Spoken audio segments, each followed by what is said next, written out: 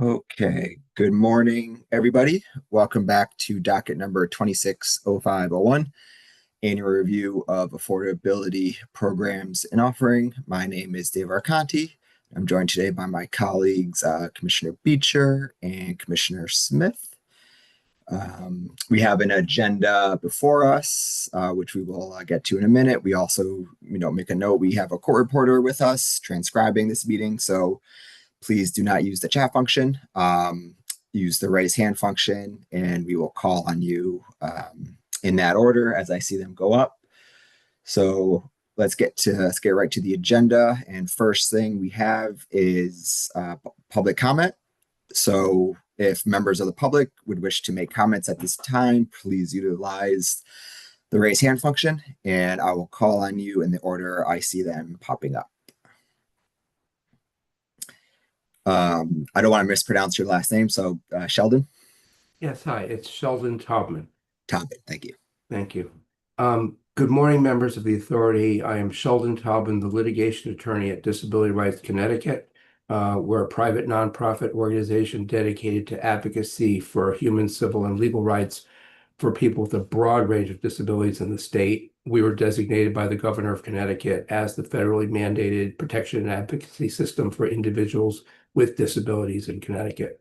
We're testifying today with respect to our significant concerns with the impact on people with disabilities of several of the utilities proposals, nominally related to their duty under the docket number 21-0701 PORA decision on annually provided a plan for affordability. To the contrary, these proposals will actually make the ability to maintain essential utility services ever more difficult for people with disabilities while doing nothing to address affordability for such individuals. First, we note that unaffordability of utility service due to being low income falls particularly heavily on people with disabilities.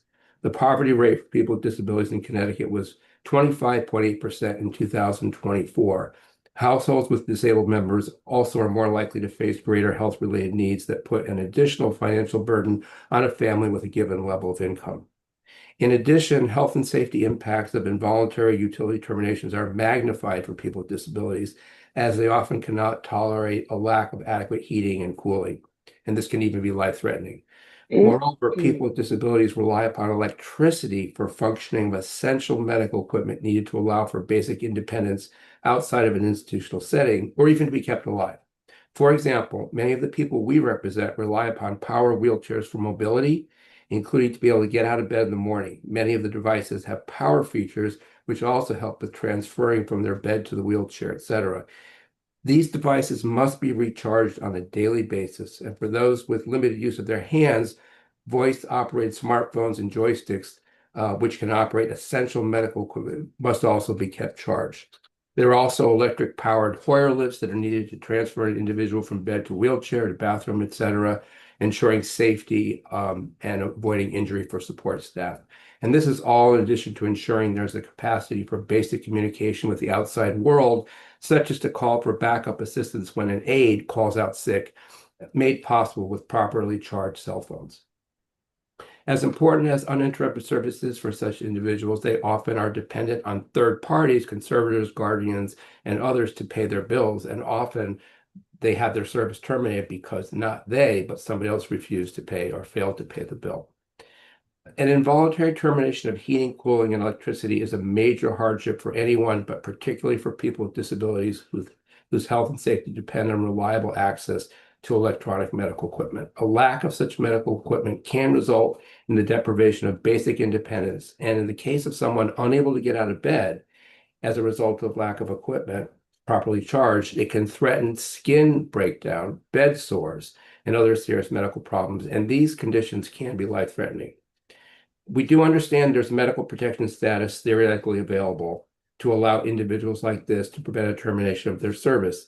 Unfortunately, the reality is that a large number of people don't have that protection, though they're eligible. Only about 10,000 people are enrolled in medical protection in Connecticut, despite a state population of 3.6 million and a disability rate of 12%. If they know about it, people with disabilities have only 14 days to get written verification from their doctor about their medical need for this protection, both initially and at recertification. Thus, most with the need for medical protection in practice do not have it, and then the hardship protections are critical. But the hardship protections do not provide protection as intended either. Many people with disabilities do not know about these programs, although being on a needs-based benefits program administered by DSS should automatically result in eligibility for these protection programs. There's only about 300,000 Connecticut residents coded for these programs by the utility companies, although there's about 1.2 million people who receive benefits on DSS. We don't know why this is the case, but it surely means that a large percentage of DSS enrollees are not signed up for these programs despite being eligible. And then compounding these matters is HR 1, enacted by Congress last year, which is expected to result in many individuals, millions, nationwide losing eligibility for Medicaid, SNAP, or both. These changes are to occur for a variety of reasons, including new or revised work reporting requirements for the Medicaid expansion, which is called Husky D in Connecticut, and SNAP, and changes to eligibility criteria for certain categories of non-citizens.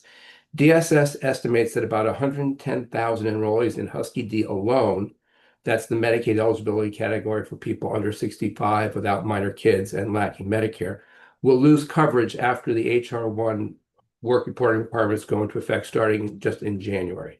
As individuals with disabilities lose eligibility for those DSS programs, they likely will lose eligibility for utility hardship protections, increasing the risk of utility service terminations for households with disabled individuals with all the needs I mentioned.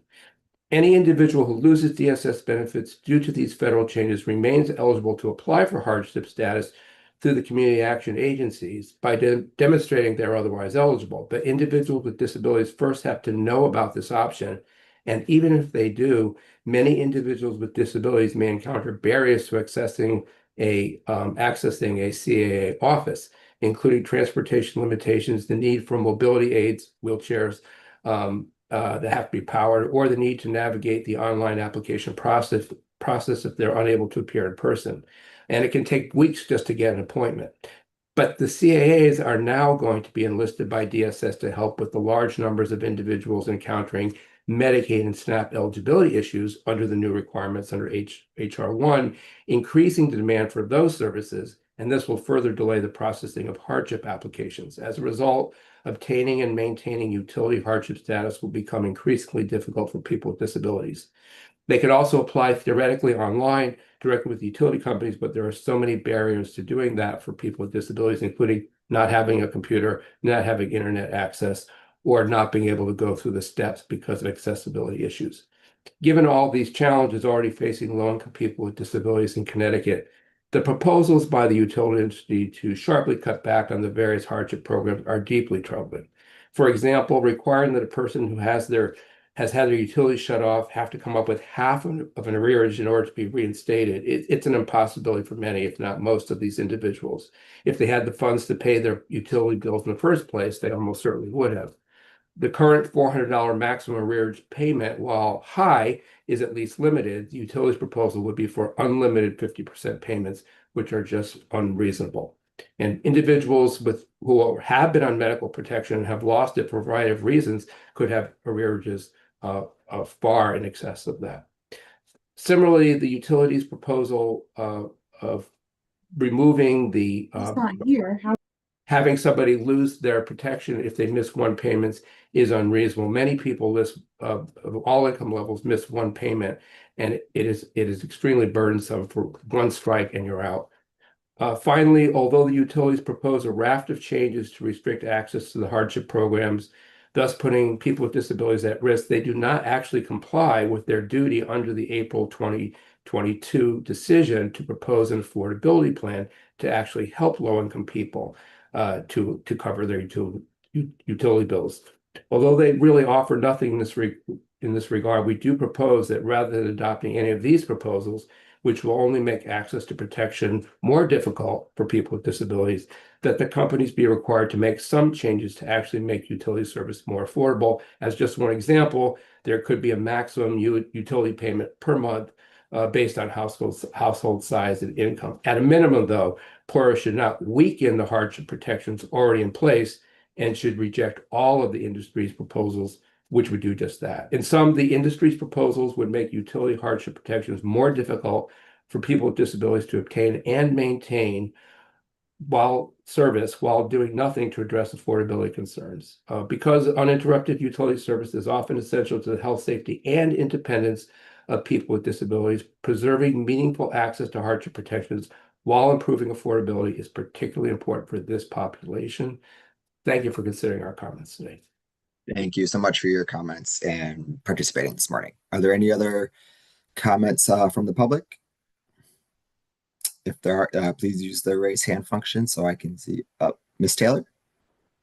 Hi, thank you for hosting this. I just wanted to give some comments too about our experience at an organization, a grassroots organization where we're serving a lot of low income and disabled people. In my experience, as we're very under-resourced doing this work. So along the past year, we've been getting members who have been experiencing utility shut off, who, like the person before me said, I really don't have to say much after him. They are qualified for medical protection, but aren't currently on the program, or they're or they experience shut off and they're going back and forth with customer service agents for days on end, speaking to different agents. So the fact that there are going to be more barriers is really going to create more disproportionate health and economic impacts. Folks just simply don't have money. They're sick. They can't work. So putting more restraints on these medical protections will be very detrimental. The amount of labor that we have to put in when members approach us after their experience is shut off while they have kids during this extreme heat, where they need to cool their homes, and then become at risk for heat stroke and other conditions that are exacerbate under heat is very dangerous. So again, we would just recommend not creating more barriers for folks who are already experiencing them. But that's all I have. Thank you so much. Thank you for your comments this morning. Are there any other members of the public who wish to make comments? Please utilize the raise hand function if so. Oh, Yes. Miss, hi, Yes. Connie Schiff. Oh, were you calling me or? I was about to, yes, go ahead. Oh, okay, sorry, thanks. Hi, Quanisha Flippin. And everything that everyone touched on was really great. So I don't want to just repeat, but I think just even raising the awareness of how difficult it is sometimes with the medical protection requirements. In the past, I was able to utilize the protections because my daughter was asthmatic, and I think that the provider now changed from like a nebulizer to asthma pump, which makes it kind of difficult because that was like something that a barrier that was always it was something that I was always able to work through, whether it was me trying to take care of my family and then I probably fall behind on a bill for at least like one time or something like that. These requirements has just made it a little bit difficult not being able to have some of those protections. And then as far as like the matching payment plan, I definitely think that was like a program that needs to constantly be used in the community because there was a balance that I was unfortunately not able to work during that time. And since then, I was able to make payments, and it has been matched. So the balance was down a lot more than I had thought. So I just wanted to just at least add that in. Thank you so much Thank you. for your comments this morning. Miss Korea? Corey? Good morning. Good morning. My name is Elise Correa, and I wanted to just discuss. I'm kind of disturbed right now by these proposals that are being made. I know that electricity is a utility that is can be life saving sometimes, whether it's an asthmatic who needs their nebulizer, whether it's somebody with high blood pressure needing access to an air conditioner, which It bothers me that it seems that Eversource keeps proposing things to the detriment of the general public to maximize their profits when they are making record profits. This proposal for the matching payment program would make it almost impossible for someone to get back on the matching payment program because now you have to deal with a very big back balance and you have people choosing between their rent right now, which is sky high, and being able to pay their utilities. So there's got to be some other workaround that is more humane to the public because Eversource can be much kinder to the public and much kinder to their customers, and they choose not to be. Um, there's also a problem right now with like data sharing with Snap and Husky. I've experienced that myself where, I had to let them know, hey, I'm on Husky. And I think I went back and forth via email through October trying to get that discount rate on my own bill. It's frustrating. And along with the problems with the data sharing right now, people are having their benefits terminated. So we have people who have aged out of foster care, um, limited life skills right now. They weren't really prepared to go out in the world, didn't really have a stable upbringing. Now they have an apartment, and there used to be that small window for a couple years where they could get up on their feet. And the federal government said, don't worry about it. We have veterans that are going to be impacted by this as well due to the changes in federal law. And I'm just wondering, when is enough enough? Um, there, people want to pay their bills, but they need to be able to afford them first. So it's my hope that Kira can see that people are having a really hard time paying their bills right now. It's getting more and more unaffordable. I shouldn't even know what the Strait of Hormuz is. And that's where we're at right now. That everything has gone up, and prices are not going to go back down, even when prices go back down for the cost of everything else. So please deny these changes. This is crazy. Like I I've got people choosing between paying daycare. I'm running fundraisers.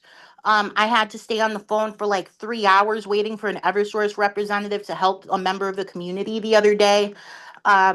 It's already hard enough to even get on these programs because of the wait times on the phone. You have people working two jobs, trying to make it. And then afterwards, this is like a job in itself where you have to take the day off to call Eversource.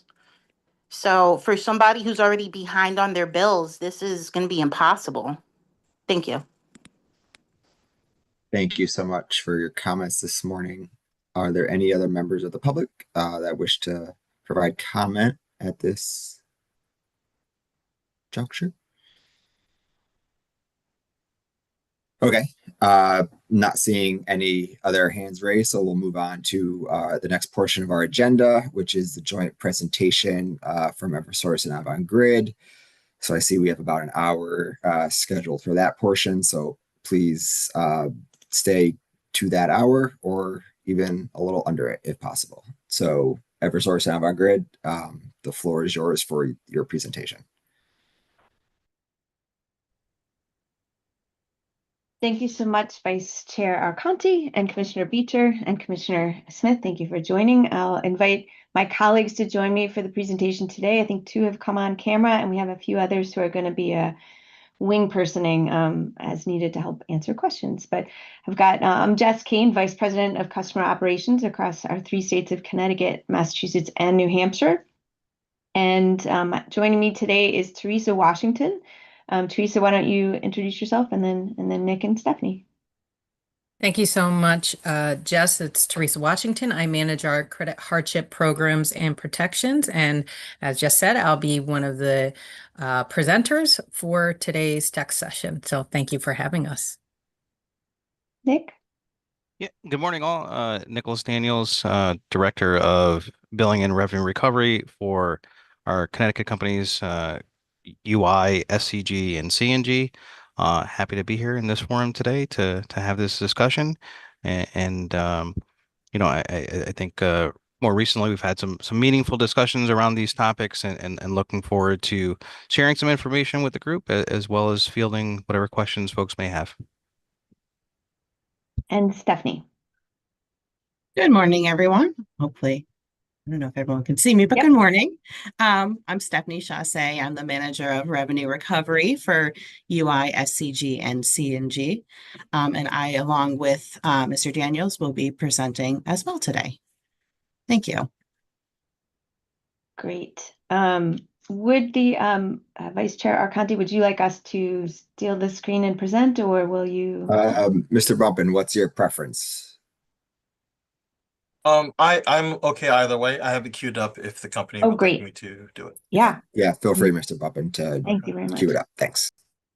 And as that's getting queued up, I'll just be share some gratitude for the feedback and the input. This has been there's been a lot that has changed in the last few years, but Connecticut is a leader in the nation in this area. So we're one of 12 states in the nation that have an arrears forgiveness program.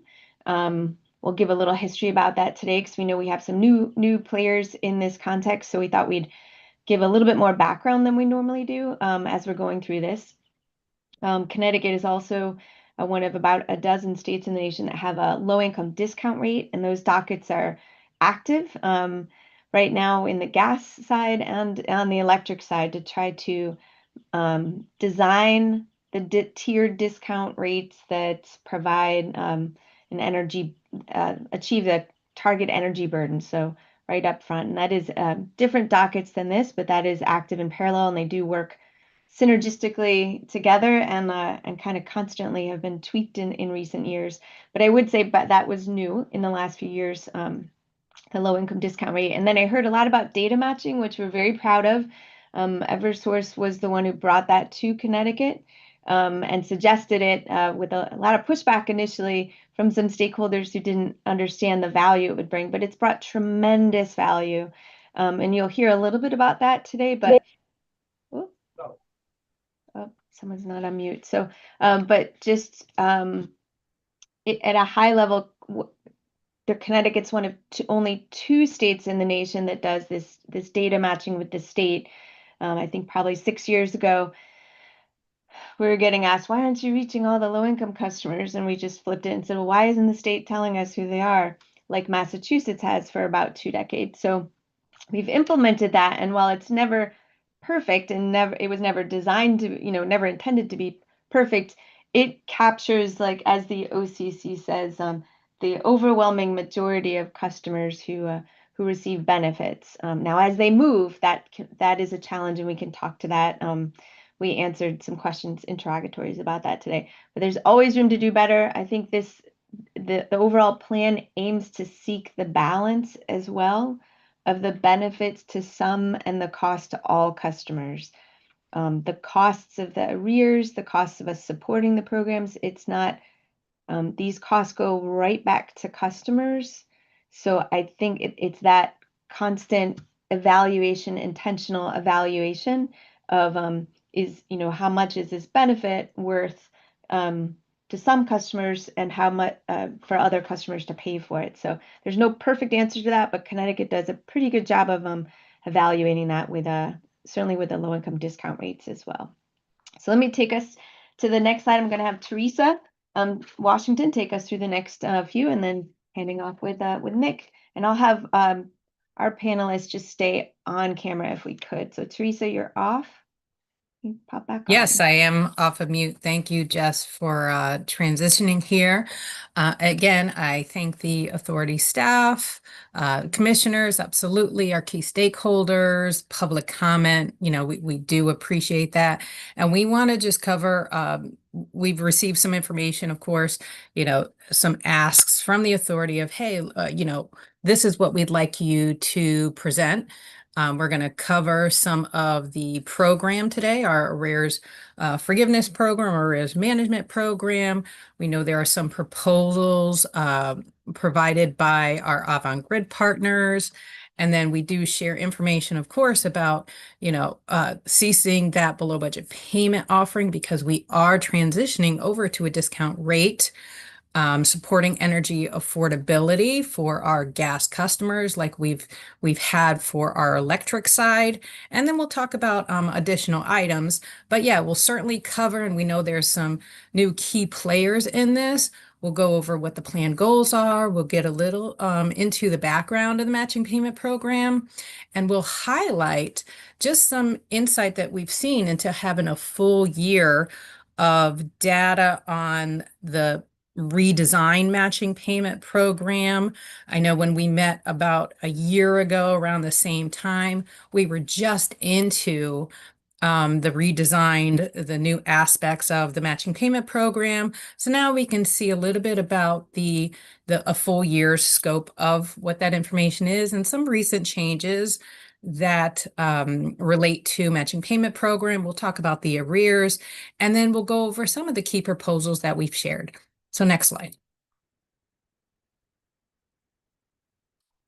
Thank you so much. And yes, our annual plan goals. So looking at just some of the statutory requirements in 16-262C, there are some requirements to what we should be sharing in our annual plan filing. And we do cover that, when we talk about the agreements, counseling and educating customers, the eligibility of the program. I'm going to skip over rate impacts because we're going to go back to that. And then any other items that, we are asked from the authority to share within our plan filing. But when we talk about the rate impacts, I'm just going to echo what Jess Kane had shared just a few moments ago. When we look at benefits to some, costs to all. So where we look to focus our annual plan goals is not only helping customers reduce those past due balance, maintaining service, but this goes into the rate impacts too, about looking into the insight, the impact on collection practices, which have changed. We know the COVID moratorium, that 4.5-year span of protections that were provided, with looking at, what has that done when we talk about the bills and different changes to the collection practices. And we'll see where, we are now when we get into the arrears insight. Next slide. So a little bit about the background on the matching payment program, just from listening to some of the public comment. It is a program that we do know has been taken advantage of. It's been available to our customers for many years, but with some changes to legislation, starting with like the Public Act 23-102, it's redesigned the matching payment program. And the authority took on the docket, or it was explored in the docket back in 2023. And we wanted to make sure through a lot of these proceedings that, hey, how has the program been redesigned, and ensuring that the utilities comply with the new requirements. So we had a lot of great discussions about what the look and feel of the new program would be. So there was a couple things that did change. It changed the eligibility, where no longer were customers required to be heating customers, which means we expanded access to this program. No longer were customers required to get the Connecticut Energy Assistance Program in order to receive the benefits of the matching payment program. And now it's that dollar for dollar match. But also because we had two different programs out there, which was New Star and the matching payment program, really it was a lot easier to kind of just morph the programs together and offer one arrears management program. So we have the benefits of both programs into one. So the aspects of New Start that we had taken, or Avangrid's bill forgiveness program, is really to get into this program, there needs to have a past due balance. And certainly with having a past due balance, there is something that the utilities can match on. And it also ensures that this program is available to customers that need it, those that have a verified income eligibility for this. With the matching payment program, the enrollment was expanded. So no longer it kept to just enrolling in in this program over the winter time, but expanding it beyond the heating season and going year round. And then I already spoke about kind of the matching aspect of it, but if anyone was familiar, we used to match just twice a year on this program. Now we're matching again that dollar payment, get rid of that twice annual matching of it. And we also incorporate that discount rate into how we provide a monthly required payment for those customers.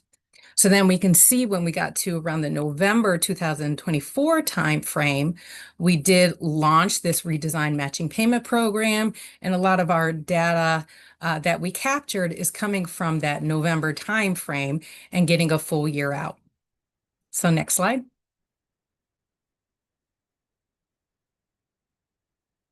Thank you. So when we look at some of the prior period highlights, we looked at again that November timeframe when we first launched this redesigned program, and we've had an opportunity to get a year of information and just a little bit of goodness from the program, in which we were having about 43 million in forgiveness provided to customers. And at Avangrid, you're around 28 million, almost $30 million of forgiveness just in that. And that speaks to, regardless of the payment that's coming in, whoever is making that payment, whether it's one of our agencies, whether it's one of our community-based organizations, the customer, regardless of the payment source, we're matching that and we're providing forgiveness.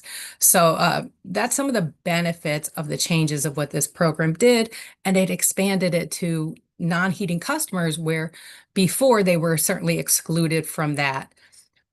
Customers that are eliminating their arrears, we are seeing, between electric and gas, almost 30 or up over 30% of those customers that are eliminating their balances. Good story, certainly a good story. Like, this is just one of the pathways to help customers if we can certainly eliminate arrears in this. And between the Avangrid companies, we do see upwards to 30% of those balances eliminated. So I won't go into too many details of this. Of course, we do see that, we've had a lot of stakeholder comment just on some of the statistics that are here, but we do want to share some highlights about the dollars that are being forgiven on behalf of customers. Next slide.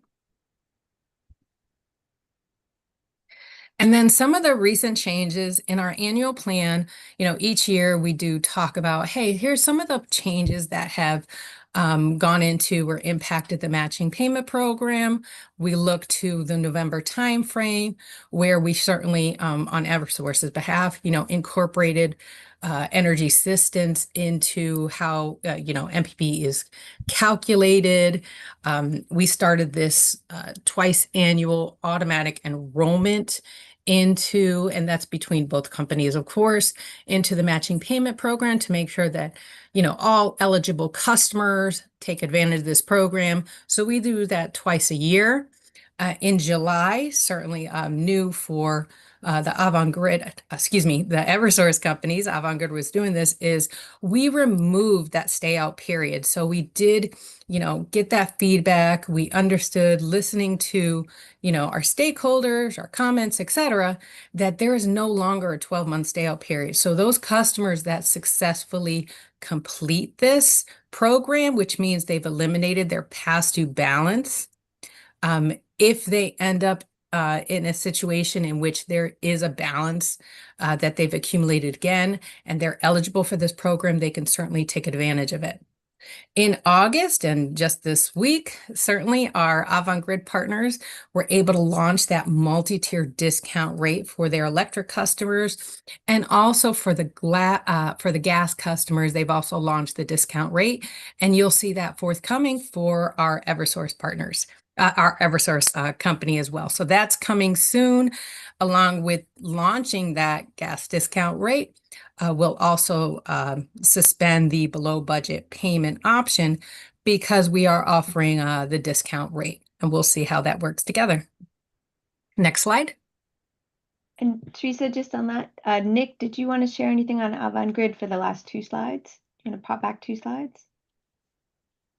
Yeah, if we can pop that. Yeah. Yes. So, just quickly, I mean, I think some of the changes that we've made to MPP and the, statistics shown here, show quite a degree of success with the changes that we've made. Obviously, we've opened um the availability of the matching payment program to more customers, and as we've worked through identifying more customers with DSS data sharing, more customers are getting this benefit. It's been, a good degree of success when you look at the percentage of customers who are completely eliminating their arrearage. Anywhere between 17 and almost 30% for the Evergreen companies.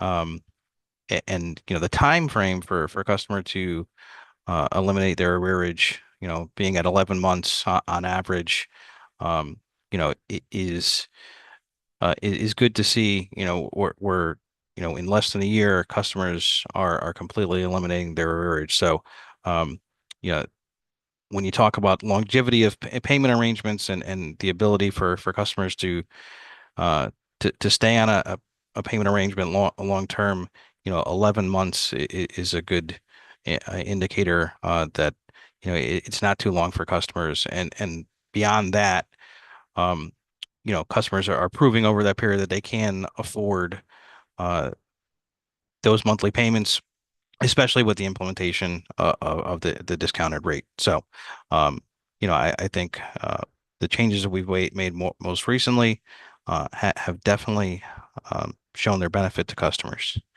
Next slide. And then, of course, right, it's happy to report that as of Monday, the 5-tier low income discount rate for our electric customers for UI has been implemented, and of course the 10% flat rate for gas also went live as of Monday. So happy to report out on that, and looking forward to seeing how this positively impacts customers.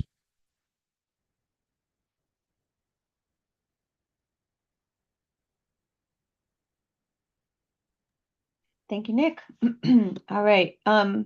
So these charts are part of what we provide as well in compliance with the statute that is asking about impacts of the programs that we're offering. But a few things happened here. And again, for context, I know we have some new players here. So this is for Eversource, and the following slides have insight for Avant Grid, but a lot's happened in the last few years. So most notably, looking at the left side, that increase in arrears from the 101 million to 235 million. And just so folks know, I see a lot of enthusiasm on this. These costs go directly back to customers. They don't benefit the companies in any way.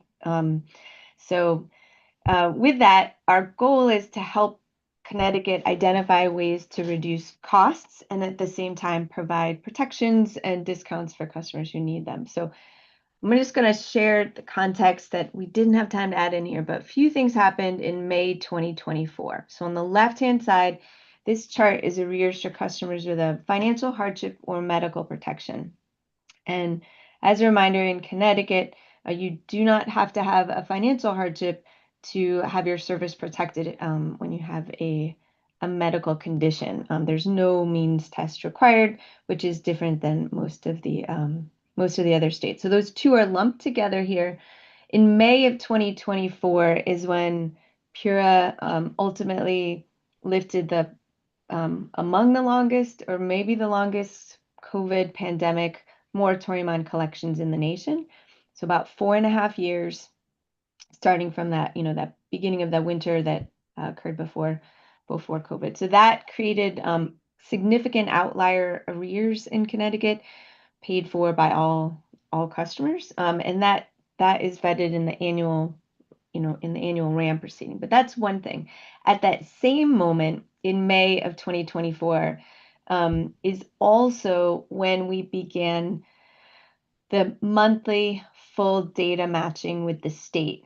So that's where we send the state a list of, let's say, our million residential customers, and they send us back an indication of yes, no, does this customer receive benefits? And there'll always be a difference between the number of customers versus like the Alice report by United Way that captures a number of additional things, but includes individuals.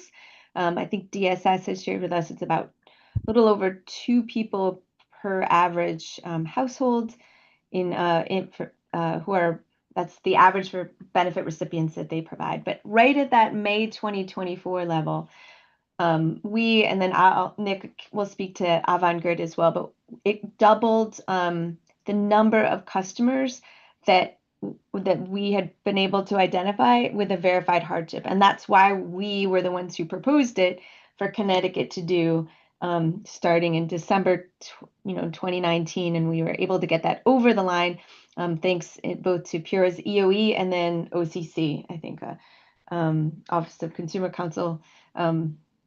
Claire Coleman was the one who kind of got DSS to like get it right over the line there, because I think it wasn't as much of a there's a lot going on there. So that was beautiful in really helping identify more customers. But it's not the arrears here don't tell that story. It doesn't show those pieces.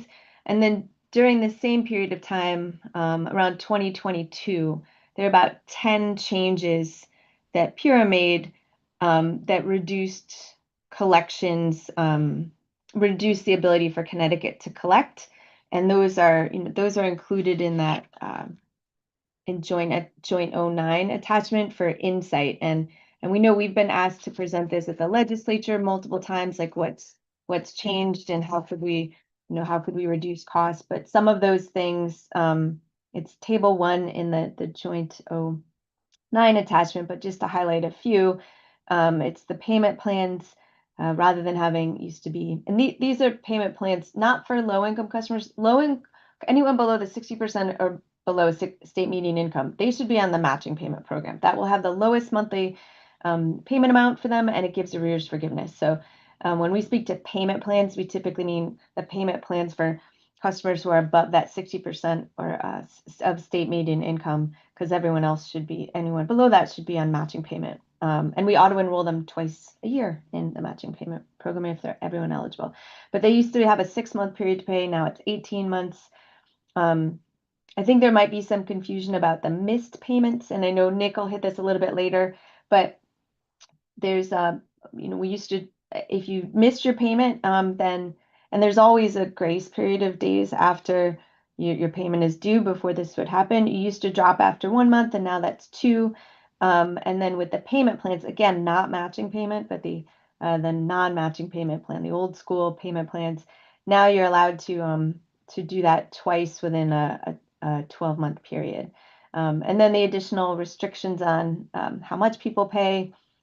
We're not allowed to do security deposits for residential customers any longer. We did proactively refund about $20 million of that at the beginning of a pandemic. That was and then that does make a big difference. The vast majority of customers who write off have lived at their house less than 2 years, and so that contributes to the cause going up. And then legal collections has been significantly limited.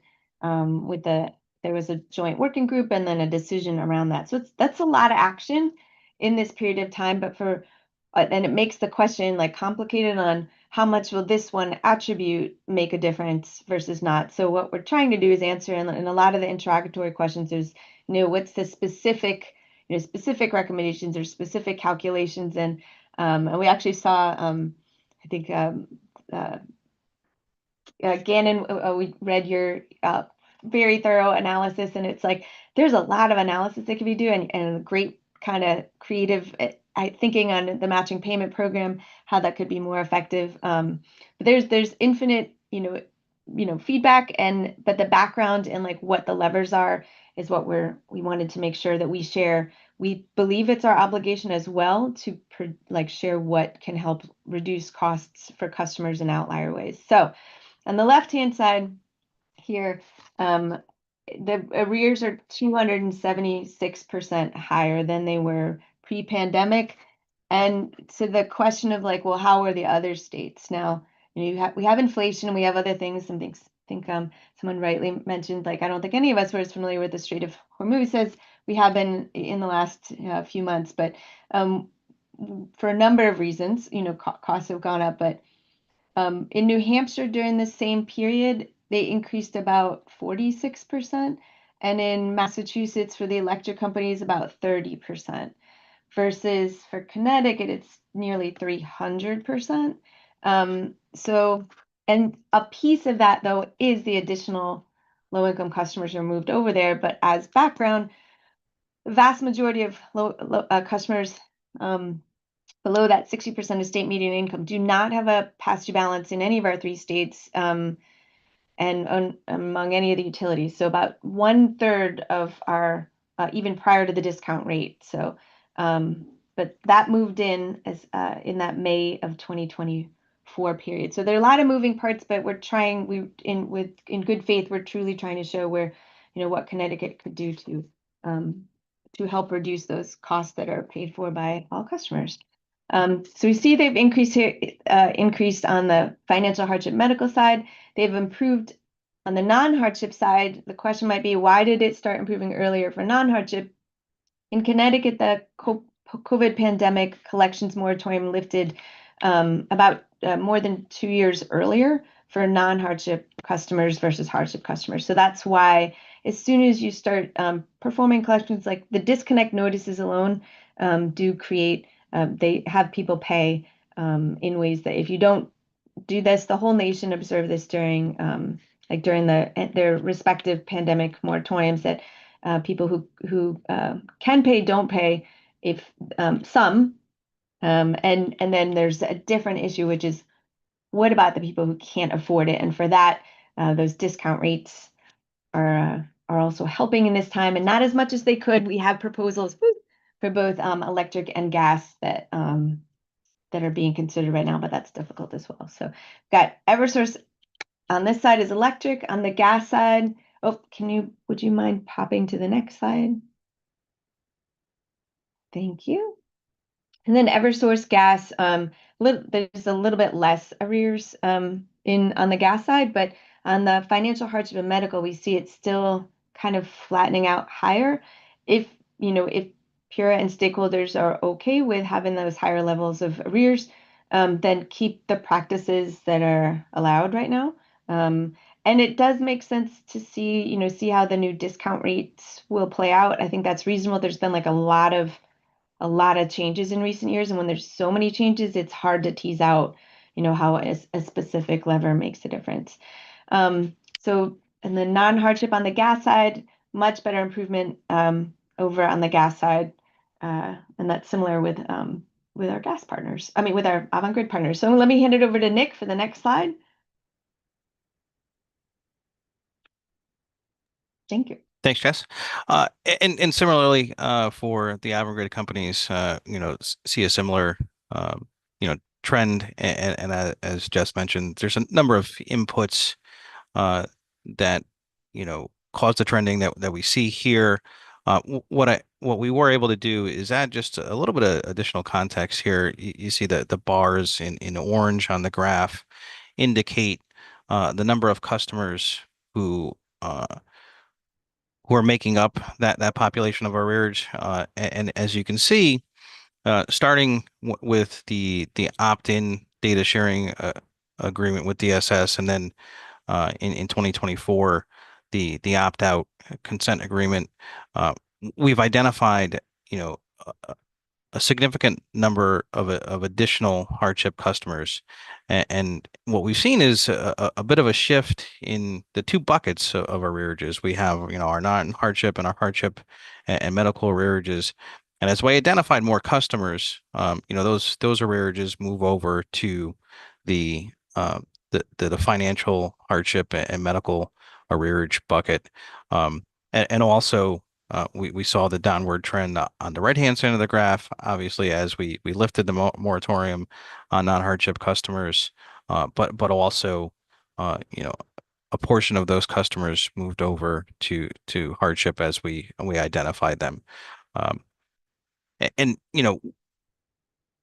looking at electric, what slowed the trend to some degree, because this could be significantly higher in terms of arrearage, has been the discount rate, but the number of customers that are receiving discounts on their bill each month, um, the total bill amounts, and obviously the arrearages, you know, by relation, are reduced because customers' bills aren't as high as they would have been. Now, when we talk about, continuing to try to reduce costs to customers as we move to a 5-tier uh, low income discount rate on the electric side, some customers are going to receive less of a discount than they had prior. So, you know, the ability to focus on certain collections activities to get more customers to make more payments becomes critical to keep those costs down so that we're not passing it on to to all the customers. Next slide. And but similar trending, and you can see there's certainly a direct relationship between the number of customers identified for hardship and what the arrearages are.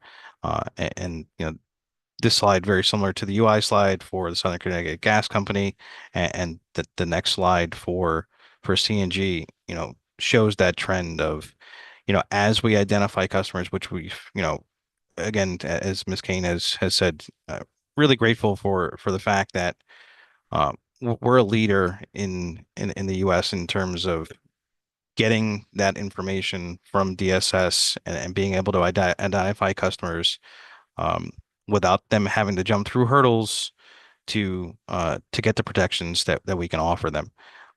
And yes, it's not perfect, but you can see just in the trend of customers that are identified, how much of an impact in terms of the growing population that is now identified. You can go to the CNG slide. Yep. And again, yeah, pretty much a mirror image across the companies in terms of the trend of arrearages as well as the customers I identified. Next slide. So we're going to cover some proposals aimed at, what some of the plan goals are, which is one to, um, you know, control costs across all the entire customer population for both Eversource and Avangrid. I'm going to hand it over to Stephanie Chasse, who's going to go through a couple of the proposals and also share some key insight into why we think those proposals are important. Thank you, Nick. The first proposal, I think it was definitely spoken to. Ms. Kane actually gave some good segue into this before as well. The first proposal is to change our flexible payment arrangements so that they're removed after one missed payment instead of 2 missed payments. So as Jess stated earlier, this is a program that's the majority of participants are non-hardship customers. And a little bit of background on how the program works. So this is an installment plan that we can offer up to 2 plans per 12 months for each customer. And what this does is it divides up the balance and adds it to installments on customers' bills. So it's a way of keeping current on the new charges every month while catching up by installments monthly. So the proposal here is not directed towards the matching payment program. It's solely for the flexible payment arrangement. And some background as to why we're proposing the change to 1 missed payment versus 2.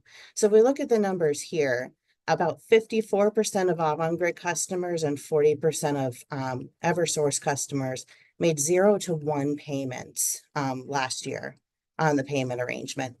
So what that means is customers are essentially protected for at least another 60 days when there could be no payments at all. And given that this is a program that we do offer twice within a 12-month time period, that 60 days can actually turn into more than 120 days. So we've demonstrated below, we can see a chart that we've put in there just to sort of illustrate this a little bit more. So for Avangrid, we had about 40,000 40,000 payment arrangements set up last year. And what this is showing is the number of customers who made 0 payments, 1 payment, and then 2 payments. So and the vast majority, about 2/3, made 0 to 1 payment on payment arrangements, where we've had about 1/3 of those made a total of 2 payments on payment arrangements. So what this is demonstrating is, for the most part, we are providing extra protections when there are no payments being made during that extra period of time. Another reminder too with the payment arrangements is customers are given the option to renegotiate payment arrangements prior to defaulting. It's a statutory requirement. So customers are also given the option before defaulting to contact us if they can no longer afford their payment arrangement because their financial circumstances have changed.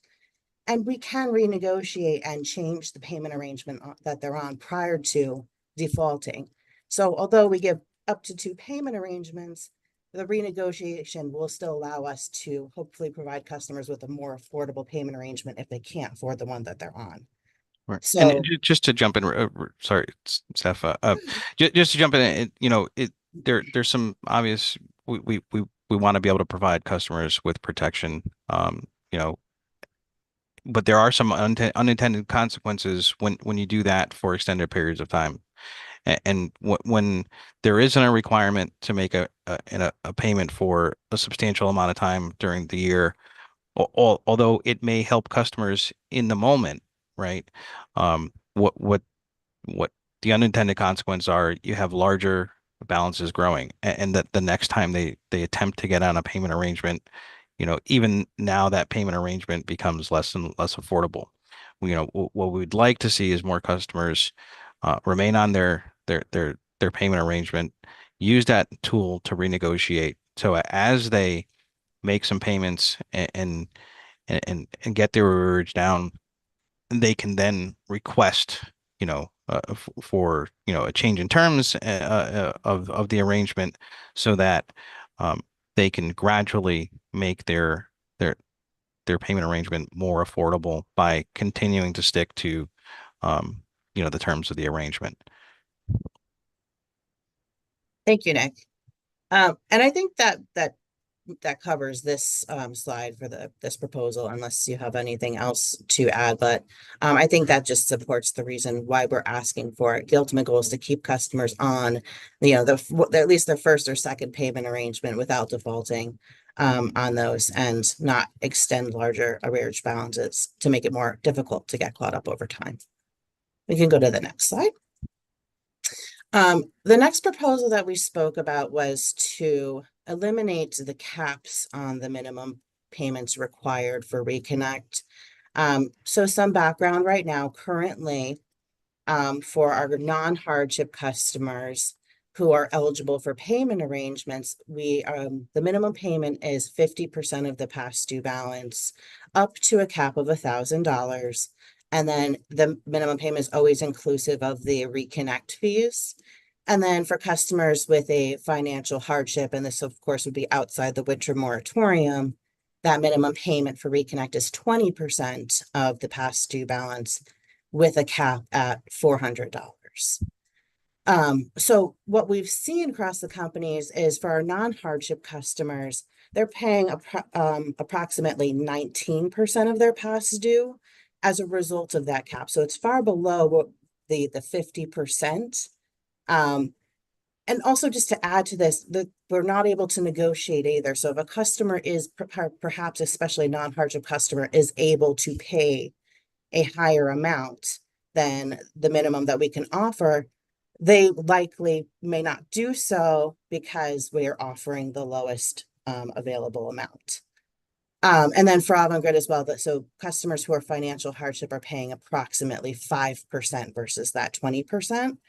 And then for our folks at Eversource, non-hardship customers are paying on average 20%, while the hardship customers are paying 7% for Reconnect.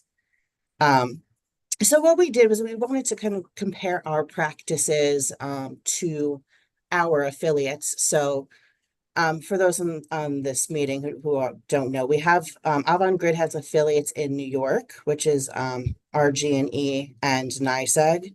We also have a gas company in Massachusetts, which is listed here as BGC, Berkshire Gas Company. And then we also have an affiliate in Maine, which is Central Maine Power.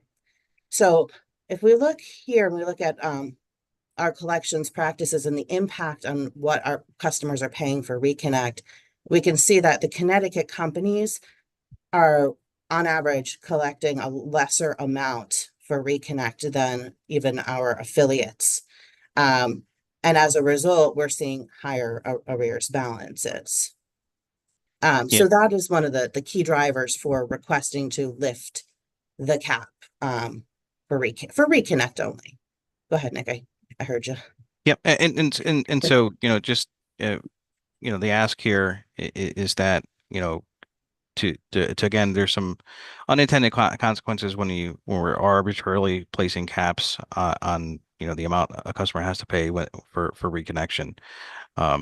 So, we're not able to collect on what the goal is here, a 50% of a non-hardship customer, because the cap doesn't consider what their arrearage is, and essentially, without being able to do that, even if a customer can pay more, we're not able to request that, or even negotiate to find out what a customer is able to pay and what's affordable for them.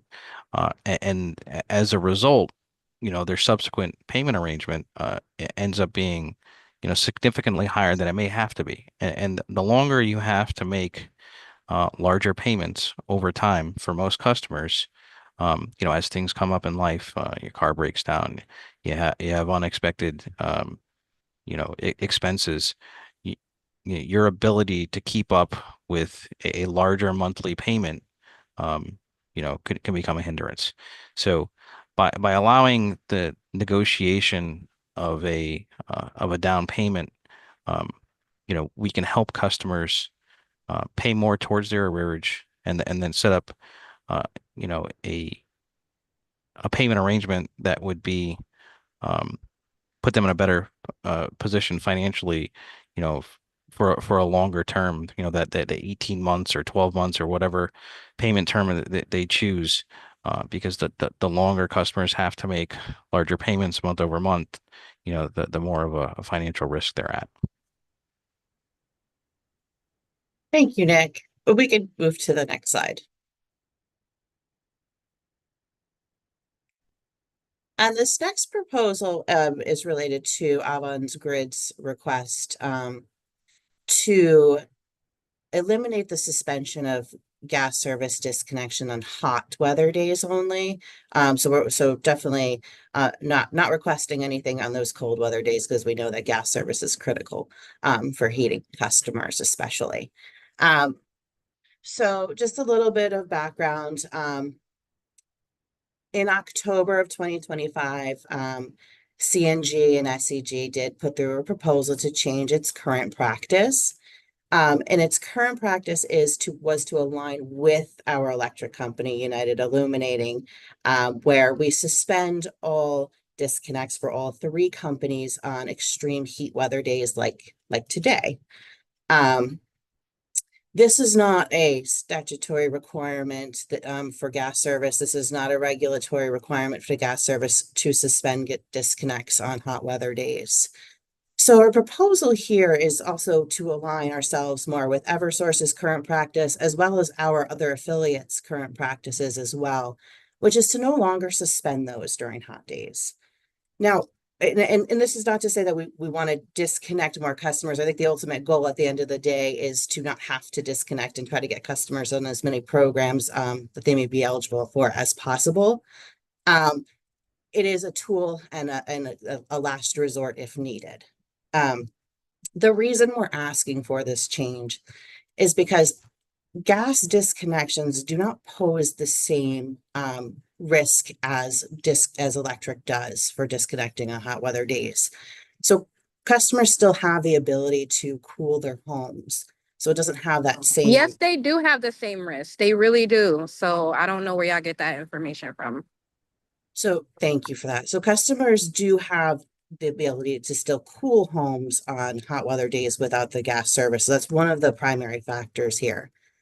But also with suspending disconnects, what ends up happening is it compounds the next day. So if we were to then resume the following day, we would have the new set of disconnections, and then the previous day for those who haven't fallen off. And then it limits our ability to really get to the ones that we perhaps missed from the previous day that they were suspended. And then the other thing is they can also fall out of cycle. So in Connecticut, we have a small window when it comes to disconnection. So after all of the communications, and I should highlight that too, the number of communications, because we do really try to communicate in so many different ways to our customers before getting to this point. And just to go run through them quickly, we do send out 2 notices, text message, outbound phone calls, emails as well, all prior to getting to this point. So again, the idea is definitely not to get to the disconnects. We don't want to necessarily have to get here, but when we do, we're hoping to remove the hot weather policy just for the gas. So again, there's no cost to making a change to this policy. It's not a regulated policy currently. And we would like to align our policies with the other company in Connecticut as well as our affiliates. And then again, and that's for efficiency as well, so it doesn't have carryover work. The other part I wanted to mention about the small window of disconnects is in Connecticut, after all of those communications are gone out, the disconnect date between the disconnect date and the next bill date is a very small window. It's usually, I believe, maybe up to 10 days, because once we hit the new billing cycle, that disconnection falls out of cycle essentially. So we go through that same steps of communication again prior to getting to that disconnect date. So that's why having them compound makes it a little bit more challenging to get to them. I think that is it. We can go to the next slide. I'm going to pass it back to Teresa. Thank you so much for that information. I appreciate it, Stephanie. I won't spend too much time on this slide. I know it's been mentioned a few times, but I'll share a little bit of background here, of course, in Eversource's Yankee Gas rate case just a few short years ago. It was a proposal certainly to implement a discount rate for our customers, making sure that, that piece of energy affordability was also provided to our gas heating customers. And we had one in play for electric that we were instituting.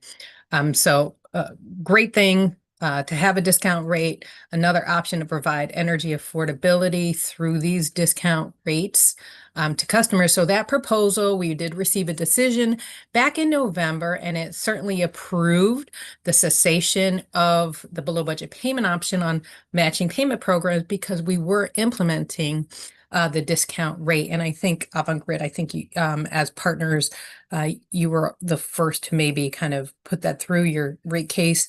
Either way, we're being consistent. We have this across both of our utility companies. And then most recently, a proposal to, how are we going to cease offering that? And we've shared plans on that through the great work of our working group, our communications working group. We get a lot of good feedback on some of the communications or material that's out there to share with our customers.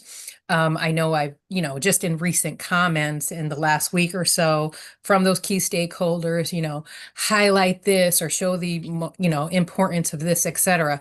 As we get those communications together and as we gather feedback, this is some of the purposes of that working group and getting that stakeholder comment out. Using that information, we did submit a proposal for our communications focused in this area, and we were hoping to receive a decision soon because we know the implementation of that gas discount rate is coming very soon. It's coming certainly by the fall timeframe. So we just wanted to highlight that. The proposals is out there, and we'll wait to hear information from commissioners. So with that, I think our next slide is just closing on it, and just appreciate the time to go through the information today, sharing a lot of good information, hearing some good feedback. But that would be it from my side. And I know, Jess, if there was something that you wanted to add or close us out. If not, I will turn it back over. Nope. Thank you, Teresa and Nick. I think we can go to the last slide, which I think says thank you. And that concludes the our formal presentation within a few minutes of the due date time. Okay, thank you. Thank you so much. We're going to move on to the next portion of the agenda, participant questions and discussion topics. We do have some discussion topics in the agenda as prompts. I'm going to first hand it over to authority staff, Ms. Fibris. Thank you so much, Vice Chairman Arconti, and thank you to the companies for your presentation this morning. I think first I have some kind of nitty-gritty questions about the MPP metrics reporting, and then we can get into some other items that came up in the presentation this morning. But so first, I wanted to look at the data that was provided in the company's joint 5 attachment. That is the prior period MPP insight data. And specifically in the responses to interrogatory CAE 12, both companies suggested creating a new MPP metric that reports on the overall reduction of arrears in the program, specifically as a percentage of overall arrears, et cetera. And I am wondering if the companies have that data for the 2024 to 2025 program year that you can share with us today.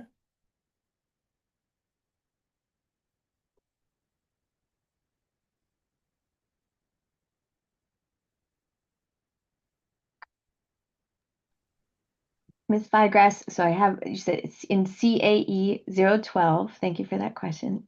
Yes. That's interrogatory response. And could you repeat that question once more? And then just so we know, we have 2 attendees as Teresa Washington, and one is Ernesto. So Ernesto is our data person who will help us with Teresa answer this one. But could you repeat the question first? No problem. So in CAE 12, both Eversource and Avangrid suggesting creating a new MPP metric that reports on the overall reduction of arrears in a program year. So rather than reporting on, I think in the reporting, it includes total arrears forgiveness provided, but instead, or the one new metric would be the percentage of total arrears that have been reduced in the program year. And so I'm wondering if the companies have that percentage that you can share with us today for the 2024 to 2025 program year. I'll answer for Eversource, but Teresa or Ernesto, if you could come on. But to answer, I don't think I don't have that information. We currently do not have it. We haven't calculated that for this year. It's the same response for Avangrid. Unfortunately, don't have it handy today. Okay, no problem. Thank you. All right, so now going back into, the nitty-gritty. So in the reporting in joint attachment 5, the docket number 240501, order number 14 reporting, I think the companies referred to this data during your presentation, but the months of payments required to eliminate arrears, are those, is that data from customers who eliminated their arrears during the program year and took an average of how many months it took? Or is that kind of looking at everyone who enrolled in MPP, how many months would it have required to eliminate their arrearage if they had fully completed it. It's Does that the make sense? latter of the two, right? It's everybody who's enrolled on the program, that's how long it would take them if they made all their payments on time. Okay, thank you. So that is not necessarily everyone eliminated their arrearages in that time frame. Correct. Okay, thank you. And is that the same for Avangrid? That is the same for Avangrid. Yes, thank you. Okay. And Great, Ms. thank you. Bygrass, it might help. I think when we'd originally proposed, like when new MPP was designed by statute, what it changed it made this new part different on where by statute we can only match the amount of the payment. And so it's basically taking the amount of the past due balance divided by their average monthly payment amount. And it's just calculating, here's how long it would take versus, and I saw some comments about when we used to have like New Start or the bill forgiveness program. Just as background, those were ordered to be removed, but I think it was also confusing for customers as well. But that would have always had a 12-month period, and because it was matching 1/12 of your past due balance for Eversource. So that this is a little different. Thank you for that question. Right. It's a better program though. Thank you. All right. So on page 4 of that attachment, Eversource stated that of all of the MPP enrollments that concluded during the program year of 2024 to 2025, 75% of CLNP and 69% of Yankee Gas customers were removed without completing the program successfully. So my assumption is that this is pointing to, in this order number 14 reporting, line 4 of the broken MPP arrangements. And I just wanted to clarify so that this is counting all MPP enrollments, even if it's like one customer that broke 2 enrollments. Is that correct? Correct. This is counting all enrollments, but it's a percentage of all the customers or all the enrollments which ended during that specified time frame. So it's not a percentage of the entire population of customers who enrolled during that time frame. Okay, great. So it could be counting multiple counting customers who had multiple enrollments that broke during that period. So it's not necessarily like that 75% is enrollments, not customers. Is that correct? Correct. Okay, perfect. Thank you. And is that the same for Avangrid's reporting in line 4 of the broken MPP arrangements? I am. Bear with me just a moment. I am Sure. checking that No for you worries. right now. Thank you.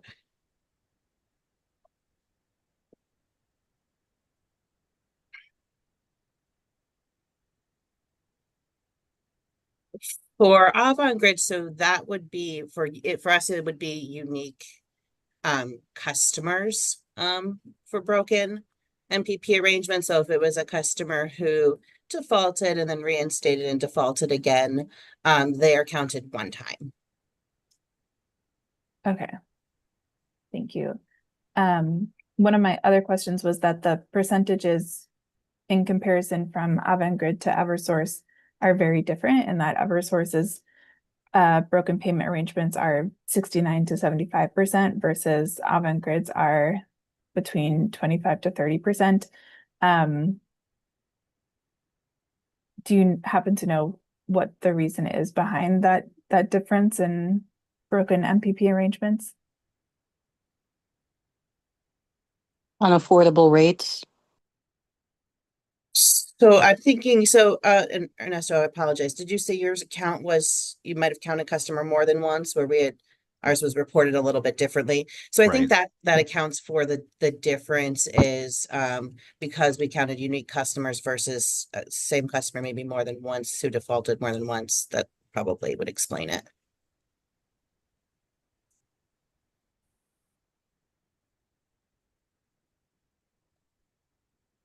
I agree. Counting the unique number of customers versus the unique number of broken arrangements would result in very different amounts, given how many customers enrolled twice. And on that piece, we can probably do that calculation to get them apples to apples, like one way or the other. I think it's the first full year of reporting it, so sometimes we have in our heads Right. how initially to define it, and then we it still could be differently interpreted. So good Thank flag you. in the nitty. So does each company have the ability to report in the manner that the other company reported? So essentially, does Eversource have the ability to report on the customers who broke arrangements and not just enrollments? And then for Avangrid, do you have the ability to report on the number of enrollments that were broken during that period and the percentage of all of enrollments instead of just the customers? Yes, we do from the Eversource side. We can provide that. Okay. Yep, same as well for Avangrid. Okay, perfect. Thank you. Okay. Now I'm moving into the reporting that I believe is on pages 5 to 6, which is docket number 250501, order number 12, reporting. So I'll give you a second to get to that.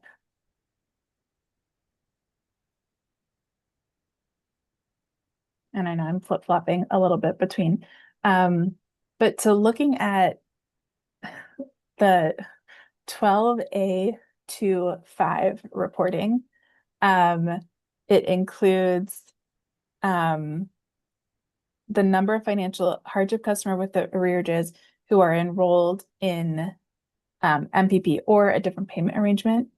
But looking at those MPP enrollments, they do not match the number of enrollments in the order number 14 reporting that is on the 2 earlier pages.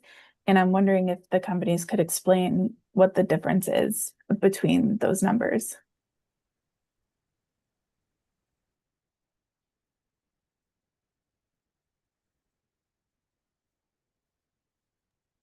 And Ernesto, I think you're on mute. But I bet it was a good answer. Yeah. It was more of a clarification. Which one were you asking about on order number 12, please? So, so to compare to order number 12, so the total enrolled in MPP, which is line 1. So for example, CLNP has 69,000 enrolled in MPP, but then if you go down to the order number 12 reporting in the 12A25 reporting, CLNP shows that there are 41,891 financial hardship customers enrolled in MPP. And so I'm wondering kind of what accounts for the differences in those numbers. In order number 12, it's counting customers who are enrolled and on matching payment and did not make a payment. Oh, wait, I'm sorry, that's number 6. In order number 14, I'll go at it in a different way. In order number 14, it counts every customer that was enrolled at any point in time during that time frame. So the number is much larger because customers could have been enrolled for a shorter amount of time, enrolled multiple times. It could be double counting customers as well. In order number 12, it does not double count. It counts unique accounts and only for customers who were enrolled and participating during that time frame. Okay, perfect. So those are all customers who have made at least one payment is the 41,000. The 41,000 is number of customers who were enrolled in matching payment. Yeah, correct. Okay. Thank you. And then I'm hoping I can ask Avangrid the same question of why there is a difference between the two. Thank you. I am verifying that right now. I do think it's going to be very similar to Ernesto's response, but one more moment while I'm checking on that. I apologize.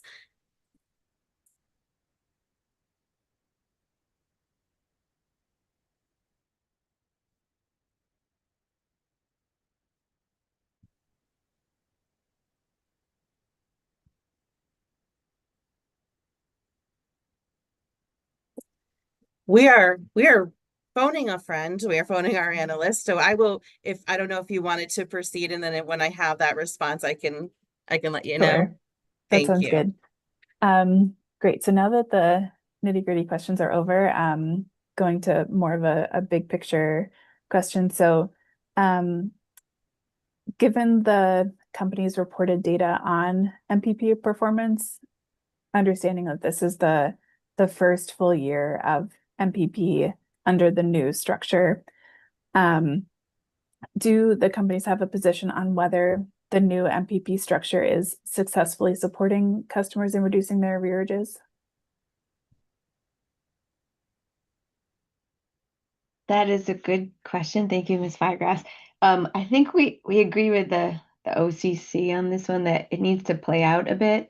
The 5-tiered electric discount rate that was implemented in May of 2025. We've had a 1 year on that. We've just proposed some deeper discounts for that lowest income tier in another docket. And then on the gas side, like synergistically, it would be great to see how they play together, but ultimately we're still going to be in a tumultuous, like non-baseline period, I think, until we have like tiered gas discount rates as well. So it is difficult to tell. That the last piece is like, since we just doubled the quantity of customers that are in that identified with that financial hardship with the introduction of the state data matching about 2 years ago, that's all weaving in together. So I don't know yet. And I think the other piece is the requirement, or actually the absence of a requirement to apply for SEEP. So that's a factor too, right? So we've seen our customers who are participating in MPP, and also when we look at the number of customers who are receiving SEEP, and the amounts being applied to balances from SEEP payments, has dropped pretty substantially since there's a lack of a requirement, and so customers are leaving some money on the table because there isn't a requirement, and because those payments are sometimes significant, and also get matched. That's a key component of success in this program.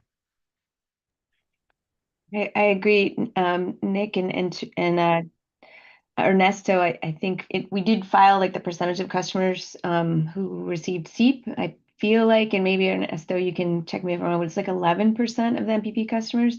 So one of the benefits of the statutory changes to the MPP is it no longer required receipt of SEEP to get the benefits, to get arrears. Is it creating, without the requirement, is it materially reducing the number of customers that get SEEP? That was like a pro and con to evaluate. So I think in that area, and that said, I mean, we've never had a less certain time in the nation. I think for at least in the last several decades is related to LIHEAP. So that's probably an odd factor to consider as well. If that changes, we know there were delays and uncertainty at the federal level as well. And that is correct. It is 11% and 34% for Yankee Gas. And it was higher when MPP required receipt of SEEP, but then it was limited. It chopped out. MPP then couldn't be offered to customers for non-heating, for their non-heating service, and you had to get it in order to benefit from it. So I think there are pros and cons, but being more inclusive with MPP allows more to participate. Yeah, and I think overall, and would need, to see how this plays out, over a longer term. But opening up programs to more customers, right? There's an obvious benefit to that. But striking a balance, and doing more to get customers directed to, funds that are available that can help them. There should be some considerations on, what can be done to direct customers better towards those resources. Ms. Firegrass, I'll just share as well. For the group, last year was the the first year that we started auto enrolling everyone eligible twice within the year. And so what we expect, and we auto enroll customers in Massachusetts once a year, and New Hampshire doesn't want any piece of that. But they want customers to take the action up in New Hampshire. What we did see generally was while more customers overall, there's more like arrears forgiveness provided. The success rate is not is a little lower, significantly statistically significantly lower for customers when they're not choosing to go on MPP, but we're benefiting more. So overall, it's still a net benefit. And I know we vetted this over the last 6 years many times prior to Pure's order last year. So I think that's a good thing, but we'll have to see how that plays out because it's the first year we double, like we did the 2 batches of auto enrollment. Thank you. And so when you reference the success rate is lower, are you referring to the percentage of customers that completely eliminate their arrearage during the program year? Sorry, you're on mute. Thank you. That is a good question. In CA 12, I think it was, I think it's the reason why we said, well, wait, success doesn't have to be perfect. It doesn't have to be fully completing. Success would be if you're making some payments and getting matches, those are successful. Like your arrears are being reduced based on participation in the program. I think full completion is a different thing than success. I think that's why we wanted to bifurcate. So in this way, when I was mentioning the analysis in Massachusetts, it was more like participation, not completion. Like just more people getting arrears forgiveness by being on the program, and some might have made that payment anyway, but now they're getting the arrears forgiveness for it by being on MPP. Thank you. Okay, so in Massachusetts, the success metric is focused on payments rather than complete enrollment. I would say we measure a bunch of things there. I just meant there's a larger amount of arrears forgiveness in total to a larger quantity of customers by auto enrolling, but a lower successful completion rate. And that's for us in National Grid, we do that, and it's still a net benefit overall for customers and not surprising. Okay, understood. Thank you. And Ms. Flagler, if I can just make one correction, I apologize. I was looking at the wrong number on your previous question, because the number of customers in order 14, which is the 69,000, does match the one that you were referencing, which is number 5 on order number 12. The only thing is that it's splitting it up between customers who were participated on matching payment only and customers who also participated on a payment plan. So there's 2 line items there. One of them is matching payment and the other one is both. So the both has a portion of the 69,000 as well. They are both calculating the same amount, which is enrolled at any time during that specified time frame on matching payment, regardless of completion. So I apologize for that. Thank you so much for that. And so to clarify, are these are numbers of customers and not enrollments? These are number of customers who enrolled, correct. Okay. Just one interruption, Ms. Vargas. The gentleman speaking under Ms. Washington's name, could you just identify yourself, for the record and your position for the court? Thank you. Thank you. My name is Ernesto Lizama. I'm the data manager of credit planning and analysis for Eversource. And yeah, it is showing on the Teresa Washington. She did the registration, but I apologize for the confusion. Perfect. Thank you for that. Okay, so now moving into the company's proposals that are provided in Joint Attachment 9, which are the proposals to reduce arrearages. So first, I wanted to focus on Avangrid's response to interrogatory CAE 27. And I'll give you a moment to get to that.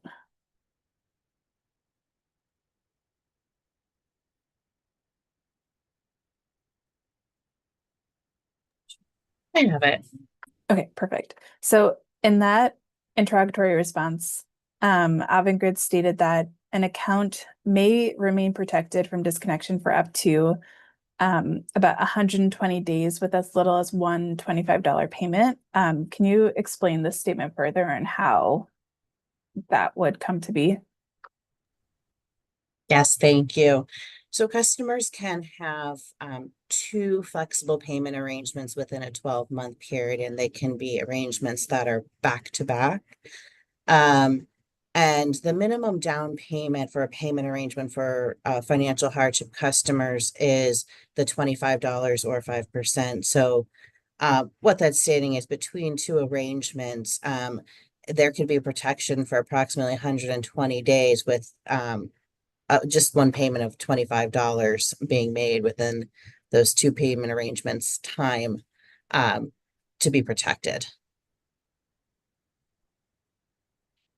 Thank you. So my understanding was that of the flexible payment arrangements is that essentially in order to enroll under the first payment arrangement, you would have a down payment amount. And then if you broke it, you would again pay the same amount for the second enrollment within a 12-month period. Is that correct? That is correct. So we didn't include the first down payment amount in that statement because the arrangements would begin with the following bill. So if you made, say, a $25 payment, then the protection will then pick up with your next two bills. So approximately 60 days without payments there, meaning that if it broke, the only payment needed to be protected for up to another 60 days would be the $25 potentially. Okay, perfect. Thank you for that. Okay. So now I know that Robin just took the slides down, but I'm wondering if you can put them back up and go to slide 9, possibly. So specifically talking about the proposals that are in the joint 9 attachment. There are 2 proposals to reduce arrearages, but looking, and the companies have said that the majority of customers that are on flexible payment arrangements are non-financial hardship or non-hardship customers. And so looking at the graphs in both slide 9 and 10, the graphs of arrearages show that both hardship and non-hardship arrearages are trending downwards. And then for Avangrid, in a couple of slides, the non-hardship arrearages are trending downward.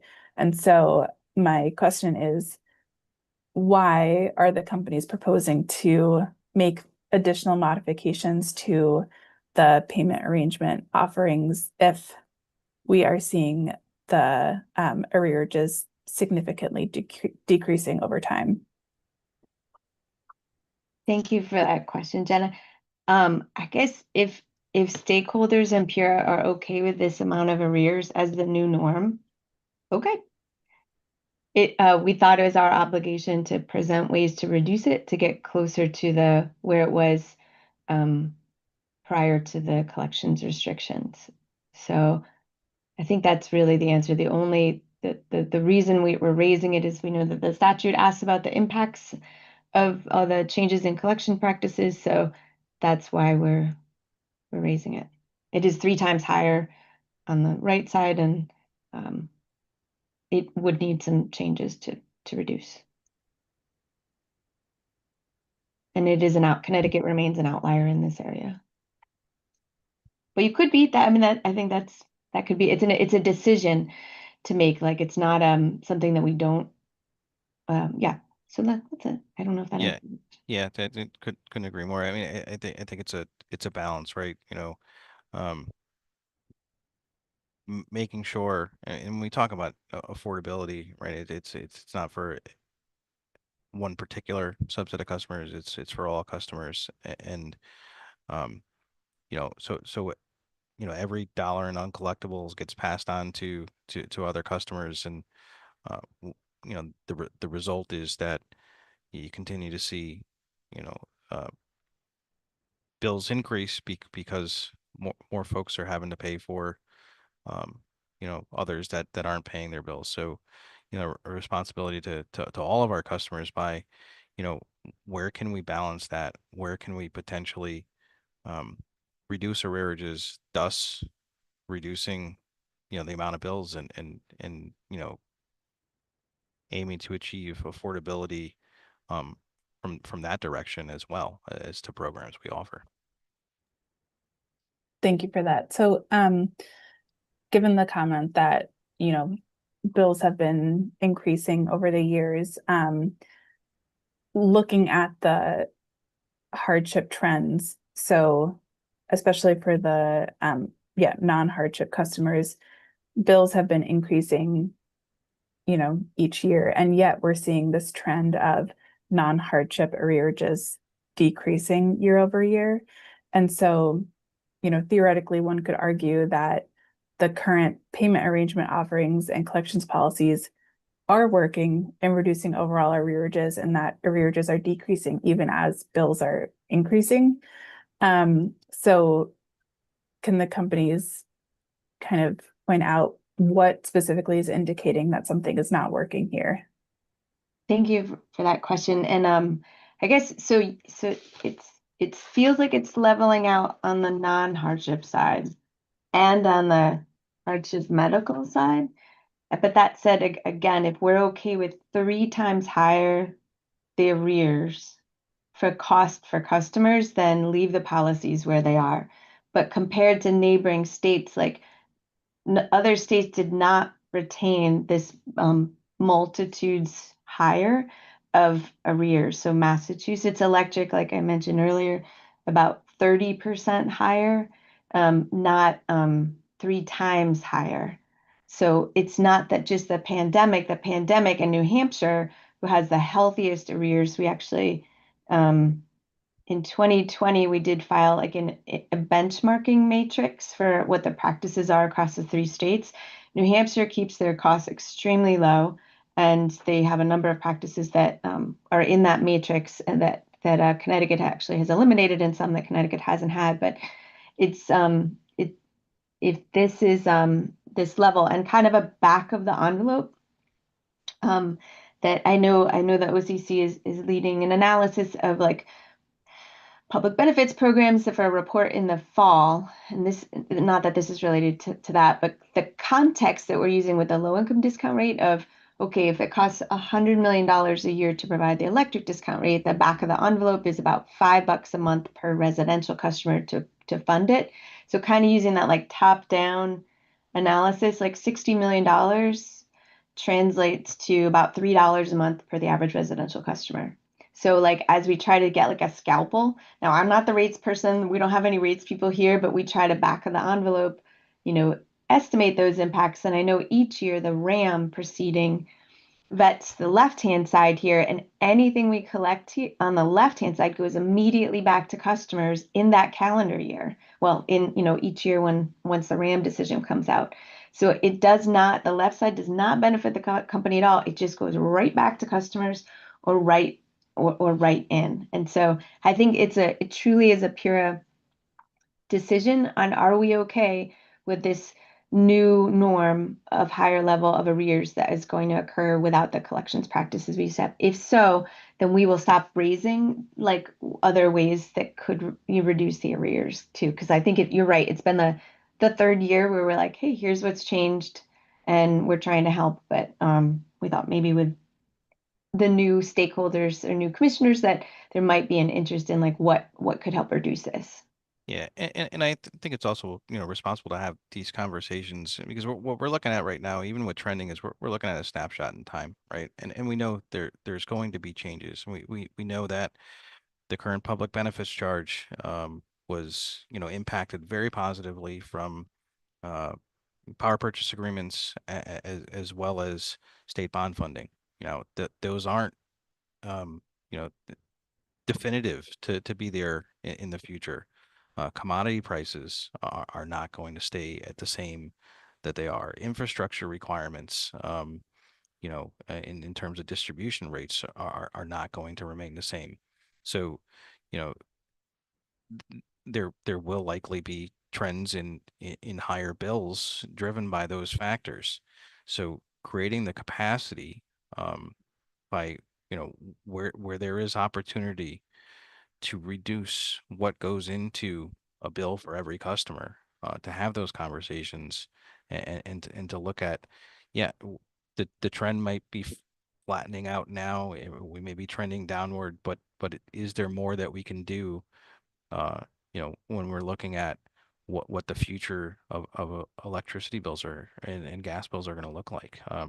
Because if we just focus on what's happening now, that could be short-sighted. Thank you. So I wanted to move into the revenue adjustment mechanism proceeding. So I'll get to that in just a bit, but I just wanted to ask one more question about the comparison to other states and understanding what is the factor in driving those changes. And so in the statement that, it's the collections practices, have the companies looked at other potential confounding factors? For example, Massachusetts, I think, Ms. Kane, you noted in the docket number 260206 proceeding that Massachusetts has had discount rates for electric and gas customers for years, whereas in comparison, Connecticut has only had it since 2024. So have the companies looked at other kind of confounding factors that limit arrearages in order to understand what is truly driving the difference? Yes, thank you, Ms. Pygrass. Massachusetts has probably had discount rates, a flat discount rate for more than 3 decades, maybe 4 decades. New Hampshire has had tiered discount rates for also many decades, and discounts as deep as 86% off the total bill, which comes up. That's where our proposal had been closer to that in Connecticut with the tiered amounts. Back then. But what we were comparing is the before and after and percentagizing it. So where were we like January 2020 in Massachusetts versus, for the Massachusetts electric companies versus where are we, January 2023. And we did a big system upgrade in Massachusetts right after that. So I wouldn't go during that period because you kind of have to cease collections for a period when you're doing that. And then during that same period, basically pre versus near post pandemic, they dropped. They got they got to 30% higher in Massachusetts for the electric companies and 46% higher in New Hampshire. That said, New Hampshire's total is less than $20 million. Like they just have tiny, tiny arrears because of their awesome practices. And yes, in the benchmarking matrix, I don't remember the number of the docket, but I bet Teresa or Ernesto do. We went in detail and compared, New Hampshire has 3 different type, but it's steady state what their practices have been. That's why they have better, New Hampshire has the best, the lowest uncollectibles, and that results in, it contributes to their lower bills. But they have deposit practices for residential customers in New Hampshire. So at the front door when you move in, if you have signals of having, of not paying your bills or bouncing checks, and then to move back in. So they have 3 levels of deposits there, for example. The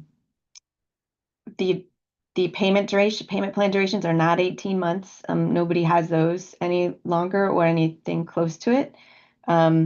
All 3 states have an arrears forgiveness program, but in Connecticut and New Hampshire, we retain our New Start program. They don't have like a statutory MPP thing there. So it's more like them compared to them, each state compared to their state as a percentage increase, because that normalizes for the practices they had before and after. They did not change their practices during COVID. They had the moratorium and stood down, but they didn't do what Connecticut did, which is make those 10 material collections practice restrictions during that same time that would persist beyond the end of the pandemic.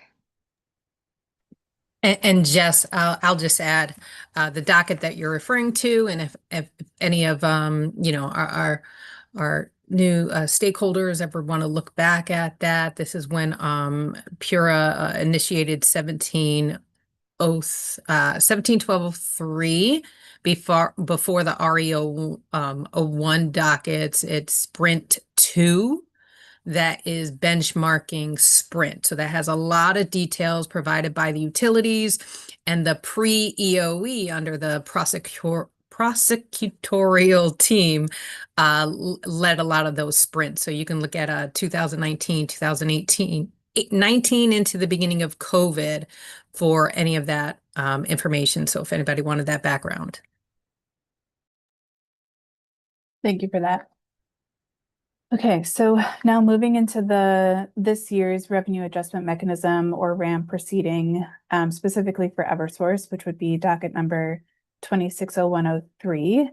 Eversource reported that uncollectibles dropped by about half, which was looking at uncollectible levels from the previous calendar year. So specifically for Eversource, do you know what was behind driving that reduction in uncollectibles for calendar year 2025? And I'll say our main person there is on that docket is not here. We didn't know that was scope for this docket. But Jenna, I think to your question is the hardship moratorium ended like May 2024. So in that year and a half afterwards, once you start collections, the notices themselves, receipt of the notices, upon receipt of the notice, 80% of customers who had not paid will pay. And then after being disconnected, 80% of customers who had not paid also pay. So just like these graphs show, the peak starts coming down once you start sending disconnect notices. So I think the arrears that built up over time, a lot of that arrears became aged since 2020, which means the costs were already passed through to customers through that annual RAM, like system benefit charge line item. And so once we started getting recoveries on it, that all flowed right back to customers. And that might be what you're getting to. The more we can collect on those, especially the oldest dollars get the largest reserve rates that go through, that are passed through to customers in the RAM. So any collection on those, including the arrears forgiveness on it benefits those customers all customers in a super timely manner. Without Dan here, I'm not gonna. I know I wasn't as strong as Dan would have been in that area, but Nick, you might have some comments on that too if you're in the RAM. I don't. It was. So I don't think we saw the reduction that Eversource saw in our uncollectibles. All right. Thanks. Thank you. And so actually moving to Avangrid now, and Robin, if you could move to, I think it's slide 11, looking at the trends in arrearages. So I think one more, Robin, if that's okay. Perfect. So the arrearage insight for the hardship customers, the trend is still very much moving upwards, and that trend is similar for UI, CNG, and SCG. And I'm wondering if Avangrid could explain why there might be such a difference in arrears levels between the Eversource and Avangrid hardship customers. Well, so I mean, I think I try to add some context here with the bars showing the total count as we identify more customers, right? As hardship, you're shifting the balance from the non-hardship bucket to the hardship bucket, right? If we had not done that, we'd probably see growing hardship arrearages and kind of a flat line with a non-hardship arrearages. If you kind of just think about moving some of that arrearage over from the right from the left to the right, and that's some of the most significant reasons why we continue to see the trending, because we're identifying more and more customers. We're at our highest levels of customers identified. So that for sure. And also, there's obviously, we've talked about this before. There's some the demographic differences between, Eversource and UI, as we've seen with the allocation of state bond funding, which kind of points to that, and the percentage of our customers who are hardship versus Eversource. Understood. Thank you. So now I wanted to move to specifically the second proposal that the companies provided, where the payment required to reconnect switching to a percentage, only the percentage of arrearage rather than the lesser of options. And I wanted to see kind of have the companies explain, like, how is this proposal kind of targeting reducing arrearages, specifically looking at, some customers that are hardship customers or financial hardship customers have up to, $100,000 in arrearages, but even customers with $30,000 or $50,000 of arrearage, the 20% payment would be, $6,000 to $10,000. So I'm wondering, given those very high payment levels that are just a percentage of arrearage, how does that change in policy kind of encourage arrearage reduction? So I think there's a couple things. When you look at, in particular the non-hardship population, having a cap on, the amount a customer has to pay, that's somewhat arbitrary. Having the ability to negotiate with a customer to see what they can pay, benefits all customers, benefits the company, and it benefits that customer. And we talked about, the longer that you have to maintain a payment arrangement that is on the cusp of what you can afford, the more likelihood that you have in that payment arrangement breaking, and then being subject to disconnect, being subject to continuing to grow your arrearage. So I think the intent here is to, again, strike that balance between what is a customer able to afford. And I know it's a difficult topic to talk through it, and the human aspect involved. Not every customer is the same.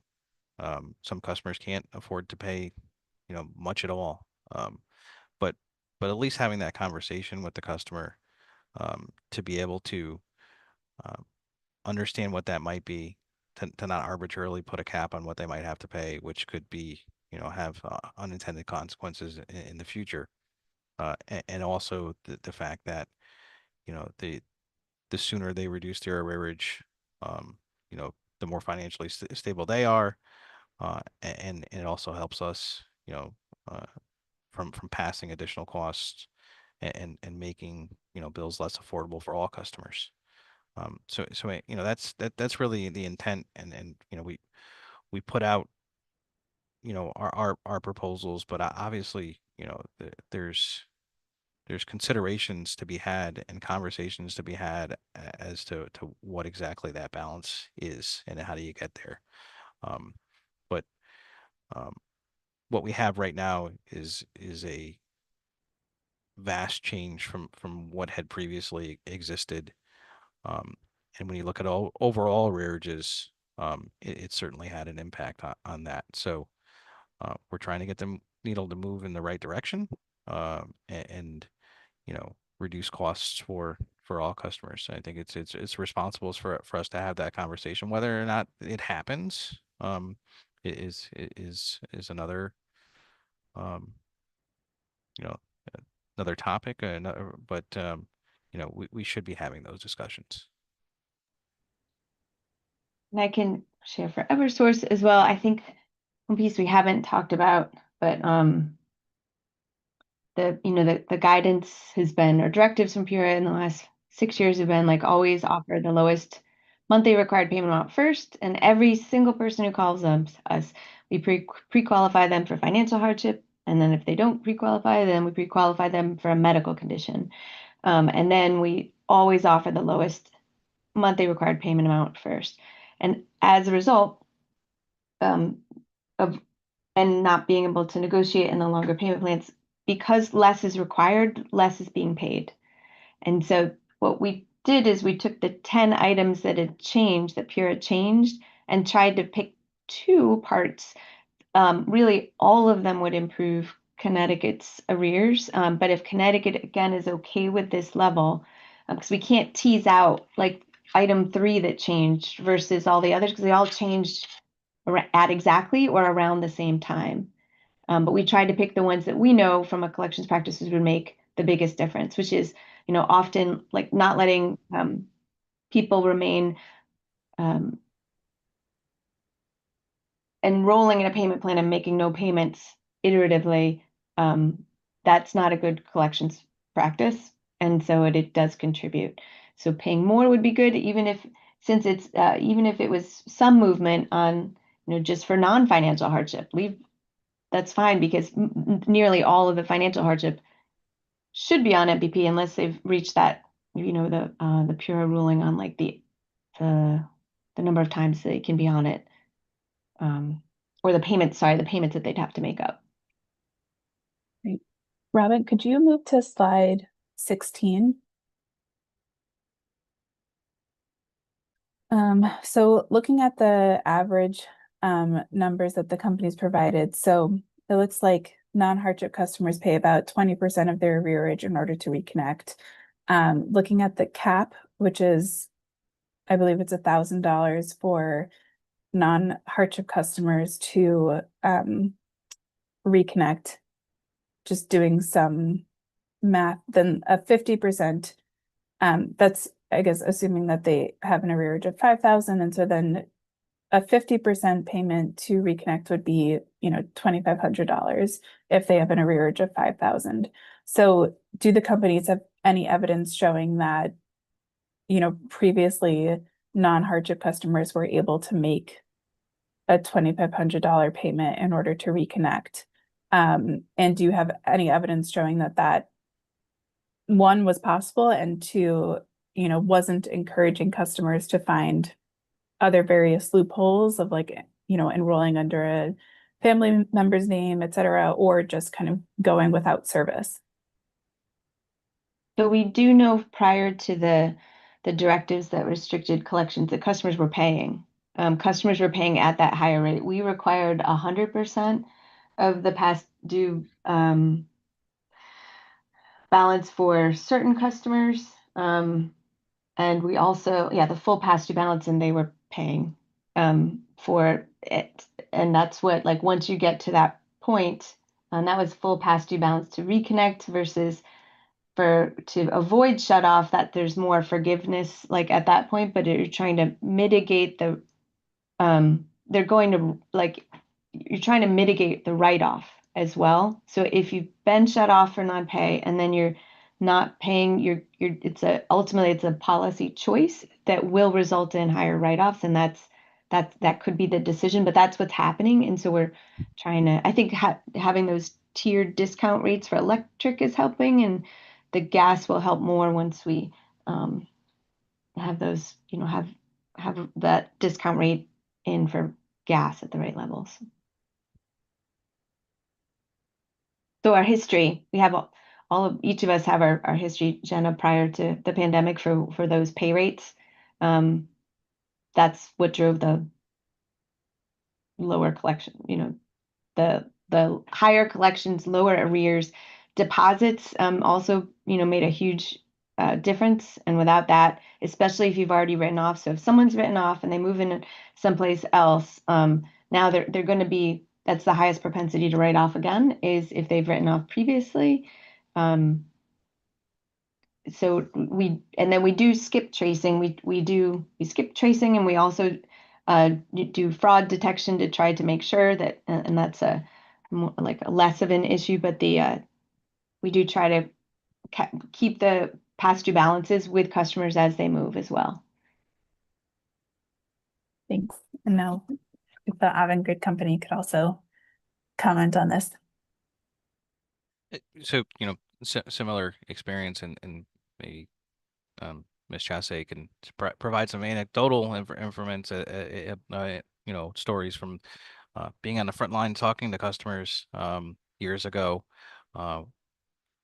with what we were able to negotiate with customers, the number of customers that were able to make a significant payment on their past due balance to restore services or avoid disconnection.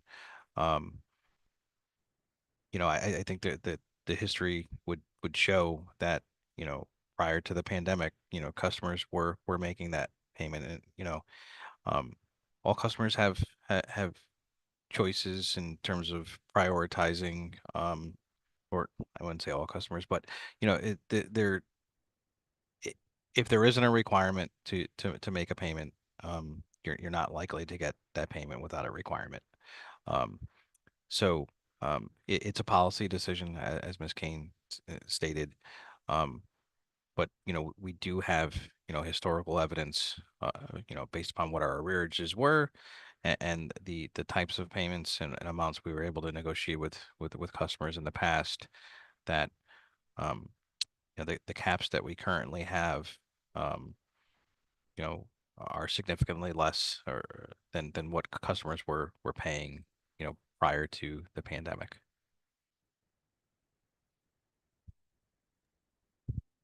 And I'm going to add just one quick thing for Miss Vargas or anyone else, uh, who's gone through the attachments. Certainly the information in Joint 09, the proposals, we do provide a very easy and readable table to show the pre-pandemic. So that's some of the background on, the collections prior to, and then it shows the comparison of, post-pandemic collection practices. So just for more insight into, some of the requirements pre-pandemic and pre the lower of payment options.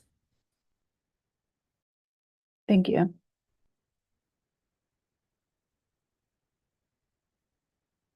Okay. Thank you for answering those questions and walking us through that. So now I just have a few more questions that are actually just for Avangrid, and this is on the motion number 3 filing that is about the CNG SCG proposal to remove the disconnection protections during high heat days. And I think for the slides, it's slide 17. So specifically, could the Avangrid companies walk us through your reasoning for implementing this policy in the first place? Yeah, I think the original reason that it was implemented was simply to align the 3 companies and have one policy across all 3. And I think this occurred during or very the pandemic period as well. So even though we weren't disconnecting for a period of time, we've incorporated our gas procedures sort of in with most of our electric procedures, and during that time frame, and that's when we've aligned all 3 companies. But looking at the differences between what electricity provides really and what gas provides, it's very different. So and then looking at what other electric companies are doing, whether it's our affiliates or here at Eversource, it seems to be better aligned with everyone else's gas practice to separate those policies between our 3 companies, I guess, or between electric and gas. So really it was an alignment business decision when it was originally made. Great, thank you. And do you know if when you made that change to align the 3 companies' policies, Did the authority approve that change in customer service policies? I don't have the answer and I also don't have the exact date as to when that was done, but I'm going to try to, maybe I can get some background. And Nick, I don't know if you have further background on that. At the moment, no, I don't have a date and time, or Yeah. I can't confirm if we filed a change in customer service practice at that time. And I don't know if there was a requirement to do so, going back that far. Yeah, yeah. Unfortunately, it does predate myself and Mr. Daniels, so I don't unfortunately have that background. Okay, thank you. We can always follow up with interrogatories if needed. And then does the company have any understanding of, why shut-off protection for gas during the summer might be necessary? I know you referenced that cooling may not be, gas powered, but are there other reasons why gas during the summer might be necessary? Well, I think in general, gas during the summer, and anyone can use, gas for maybe hot water or for cooking, but looking in terms of the extreme heat policy in comparison to the electric, whereas, disconnections for both gas and electric are year round, but suspended for extreme weather conditions. I think just looking at the extreme weather condition portion of this, if it's not used for cooling, then we don't know how the extreme weather would, I guess, be the difference maker there. Right, and obviously our intent here, and we know that colder temperatures, can have a devastating impact on a customer unable to heat their home, whether with gas or electricity. We're not seeking to modify that whatsoever. But when we look at, again, practices of our affiliates, also Eversource, and other utilities across um, our our territories, um, it's not a typical practice to suspend gas disconnections due to heat. It seems intuitive, right? Uh, but don't want to be dismissive of potential reasons um, why it might be necessary. Um, uh, I would think, however, um, you know, uh,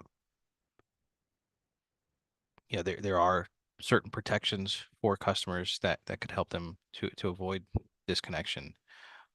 But um, we'd be open and don't claim to know, every reason why a customer might need gas during during extreme temperatures. But um, in terms of consistency with what other states utilities are doing, that's our aim here. And when we look at the potential impact um, to uncollectibles by not being able to do this because of the impact that it has in terms of um, delaying a customer's payment for longer because they may receive a new bill during that time, or potentially not being able to disconnect customers because the workload is larger than our workforce can handle. Understanding that, of course, the last thing we want to do is shut a customer off. Um, we have a very comprehensive outreach and communication strategy with our customers um, to attempt to get them to contact us so that we can help them. Um, when that does not happen, um, you know, disconnecting a customer prompts the customer to contact us so that we can help them. Um, and like I said, when we're not taking advantage of that as a tool, um, that has an impact on our overall uncollectible rate. Understood. Great. Thank you both so much for answering those questions. those are the last of my questions. So I'll refer back to Vice Chair. Great, thanks. Given the time, we will break for a 30-minute lunch. We'll go. We'll break now, and we'll reconvene at 12:45 sharp. And at that time, we'll move on to our participants' questions on the agenda. So we will see everybody in 30 minutes.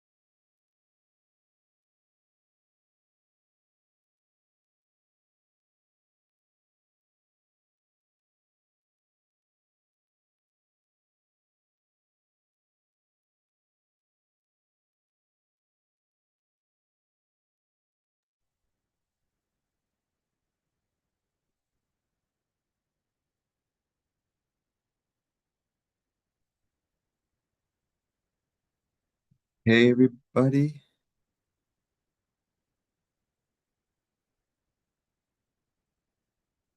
Robin, are you back? Yes. Okay. Okay.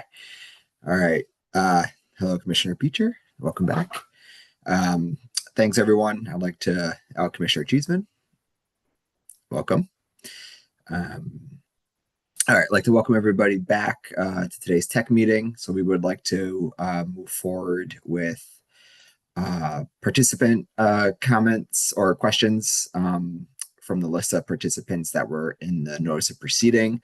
Also, do want to remind people that there is another public comment opportunity at the end of the tech meeting for another chance again at public comment before we adjourn later this afternoon.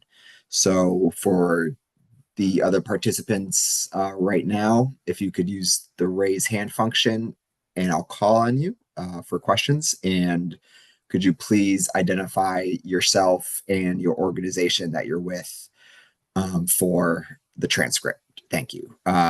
Attorney White. Hey, good afternoon. Kim White. I'm with the OCC. I just have a couple of quick questions. So my first question regards a flexible payment arrangement, FPA, and this is to all of the companies. If generally, can you explain to me how you structure an FPA? It's specifically what I'm looking at. Is it literally their current bill plus 1/18 of their arrearage, or is it kind of a flattened budget bill, for lack of a better term, that includes the 1/18 of the arrearage? So I can start with the Avangrid companies. So yeah, pretty simple. It's current bill plus the arrearage divided by 18 months if it's an 18-month arrangement, or whatever the term of the payment arrangement. If a customer were to choose a 12-month arrangement, then it would be their arrearage divided by 12 months. Thank you for that question, Ms. White. And we do have it. We also have it, I think, for others. I know Attorney White is intimately familiar with these, the program what we filed, but with in Joint Attachment 4 payment plans. A few years ago, we created this how it works, a few how it works things. So in the how it works, indeed, it's the average, the monthly required payment amount is the average monthly of the actual billed charges plus an amortized portion of their past due balance. And it is that past due balance, the past due balance divided by the number of months in the plan. So exactly like Attorney White said, which is divided by 18 months, typically. Okay, Ms. Kane, I just want to go back to what you said real fast, because I think actually, to tell the truth, yours was the one that I was wanting to make sure I understood correctly. So because it seems to me Avangrid's is pretty simple. It's your bill plus your arrearage, the one whatever of your arrearage, however long you decided to amortize it. Yours is more of a calculated amount, to be clear. And ultimately what I'm getting at is, can a customer leave your arrearage, or can a customer leave your FPA version with an arrearage, is what I'm trying to ultimately understand. Thank you for that question. I'm going to phone a friend and have Ernesto respond to this, because I see his happy dots wanting to comment.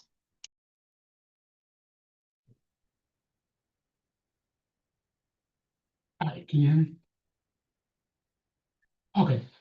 So yeah, for Eversource, the way that the payment arrangement is calculated is the monthly average based on the customer's usage times 18 for an 18-month arrangement. Plus we add the entire balance on the account, and then that amount is divided by the number of months. So it is a calculation, but the customer gets one flat monthly amount that they have to pay every month. So just to return to kind of where I was ultimately getting at, and because it's a calculation, it would be possible for a customer to, I'm using the term complete, pay the 18, I'm using 18 at the moment, but pay the full 18 months of the FPA and have an arrearage when they finish the 18 months. There is a possibility that that happens, correct? Correct. And Ms. Attorney White, I think the pre-pandemic, we had two options. There was the flat monthly payment amount, payment plan, and there was current plus. And I think due to the changes Pura made in the duration of the payment plans, we early in the pandemic stopped offering the current plus and only offered the flat monthly amount, which was also a little easier for customers because it blends it out. But yes, that is the negative of the flat monthly, is that you can build a past due balance while you're paying that amount. Okay, thank you. So then my other topic that I wanted to discuss, my final topic is, this one, to be quite honest, I'm projecting for the future in my question here. So I'm trying to understand, to make sure I understand. When a customer is designated hardship through the data sharing, that designation lasts for a year after you receive it. Is that correct for all the companies? Yes. Yes. Okay. And so obviously we all know right now there are some federal issues regarding SNAP. And I do know a large number of the customers that are designated hardship are designated into that SNAP tier or through SNAP. Has anyone spoken with DSS? Do we know how many SNAP customers are also on something like Husky or one of these other automatic qualifiers for financial hardship?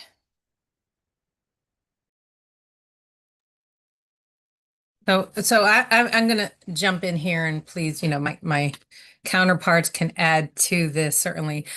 Through the full data matching, yes, we are receiving the end result of whatever benefit qualifies that customer. And I think maybe there's some level of difficulty to getting that information specifically, Attorney White, because we know eligibility for SNAP is those that eat together, right?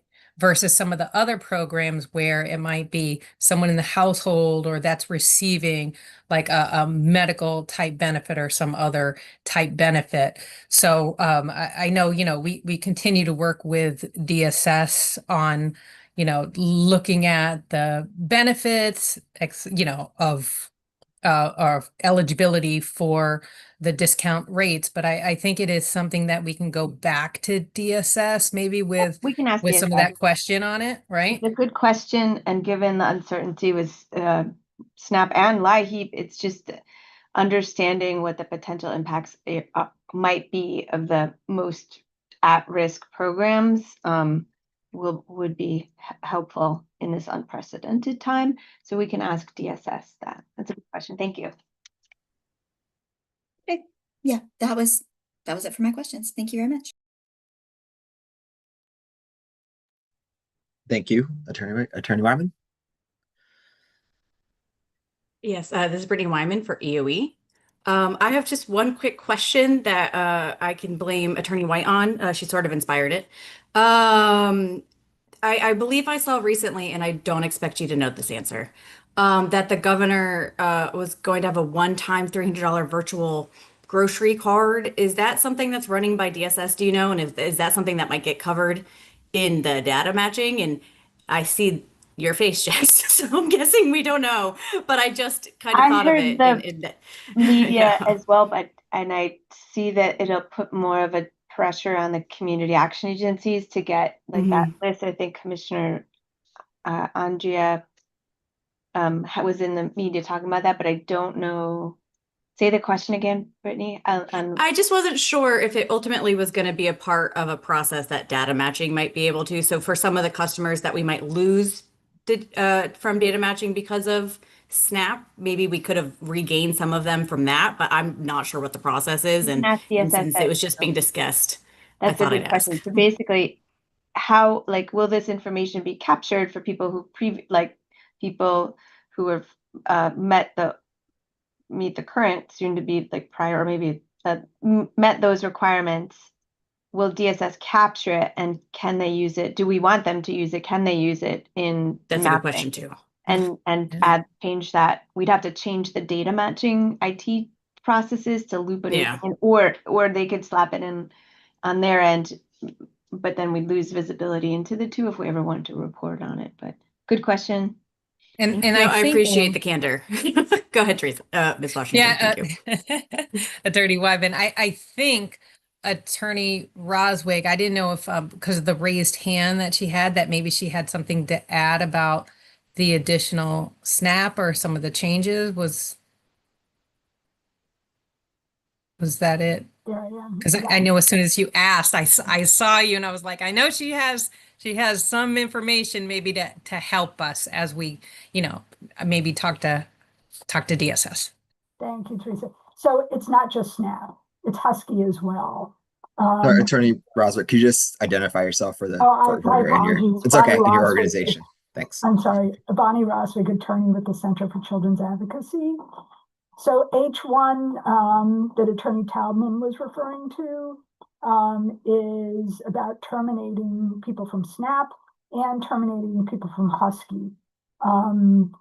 It's going to be hundreds and thousands of people in the state. There was an article, I think, in the Mirror or the Current that SNAP is going to be terminated for refugees, and they gave that number as 35,000. That's just that group.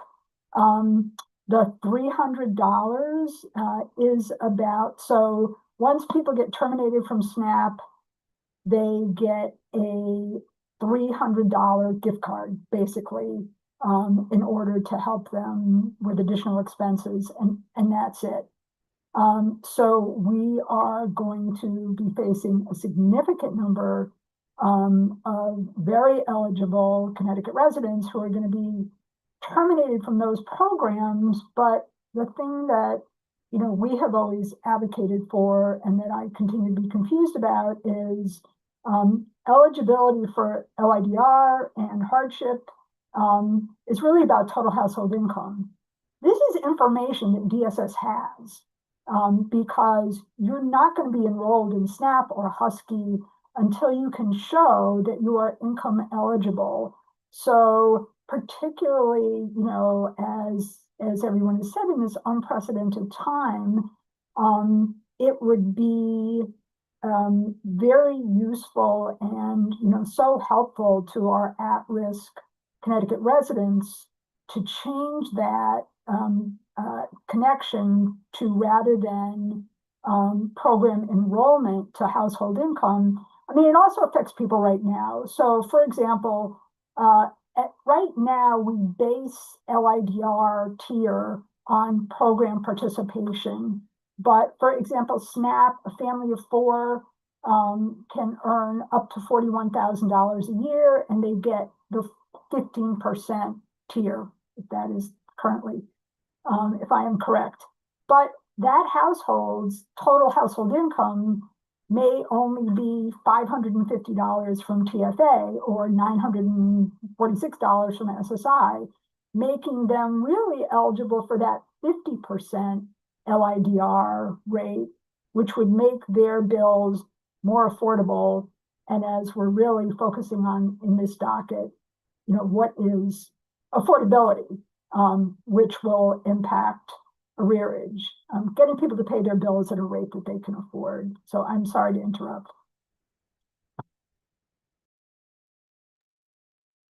I appreciate that, Attorney Roswick. I knew you probably had more information on the $300 and can best address that with Attorney Wyman. Thank you.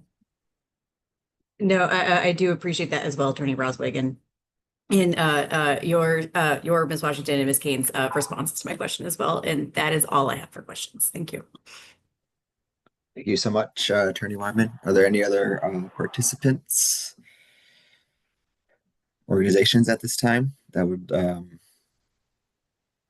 Yep, Attorney Roswick. Thank you. So, we appreciate all the presentations from the companies. The programs are really, they are great programs. They attempt to address the challenges, that our Connecticut residents have. But as a bottom line, people are not going to be successful in these programs unless they're affordable. And that is why people fail off of programs, not because they're trying to game the system, not because they don't want to pay their bills. It's just that they can't afford them. which is why, and by the way, by way of example, I have had clients who, have fallen off of their, $300 a month payment program. In order to get back in, they have to pay $1,000 plus. If their monthly income is $950 from SSI, it's just not going to happen. They're just never going to have that money, which is when they might try to shift to the flexible payment plan and only pay that $25. I've had numerous clients call and say, you're talking about repaying MPP. I was told I only have to pay $25 a month. Obviously, they're confused. Obviously, they didn't understand what the call center rep said. Obviously, that's not what the call center rep said. But again, it's all about what can this family afford so that they don't wake up tomorrow and there's no lights and no heats. So it is that affordability is really what the issue is, which is why, we go back to the below budget payment plan. That has been part of the PURA processes for decades. It is the one truly affordable payment plan based on total household income. And it's a plan that people can be successful with. Does it cover the cost? Does it radically impact the arrearage? Not 100%, but on the other hand, we have always said paying something is better than paying nothing. And the nothing is that people live without living the cold in the dark, half of the year. And that is just something that, we had prior to the pandemic, we had some of the highest termination rates in the country. And we don't want to go back to that. We want to go back to a system where people are paying something in the way of bills. And so it is, that the discount rates, it is something to think about. And, Ms. Kane, you mentioned, I know different states have higher discount rates. And, frankly, someone who's not hardship eligible, who's at a 5 or a 10% discount off of a $300 bill, it's, what is that, $15 and a 5% discount. Whereas if you are hardship eligible, a 50% discount makes it $150 or less. And that goes towards affordability as opposed to if we have to pick and choose, then let's make it affordable and doable for our client population who they don't have any money. The distinction between hardship eligible, hardship coded, and non-hardship coded isn't necessarily based on household income. We have many, many families who don't understand about hardship, who aren't appropriately coded. And some of the proposals, whereas I appreciate that you're trying to go towards, lessening the burden, but very poor people are going to suffer because they are subject to repayment for reinstatement, getting kicked off of programs because they're not appropriately coded. And these are complex programs. We all sit in our little cocoon here at PURA, and we understand them because we live them and breathe them. I talk to social workers, I talk to healthcare professionals, and I know that your communications folks work really hard and they're really devoted and they have a lot of expertise, but people just don't understand what the programs are and what the terminology is. I mean, we all speak energy speak, right? And the rest of the world does not. And in the world of what people are paying for, very low income people are also paying for things that they'll never benefit from. Blasphemy to say that there are expenses for solar put in everybody's bills. My clients are never going to own a solar car.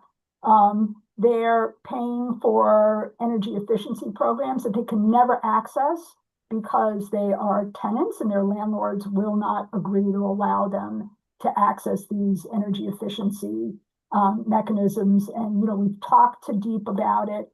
And I just don't know that there is a lot of movement on that.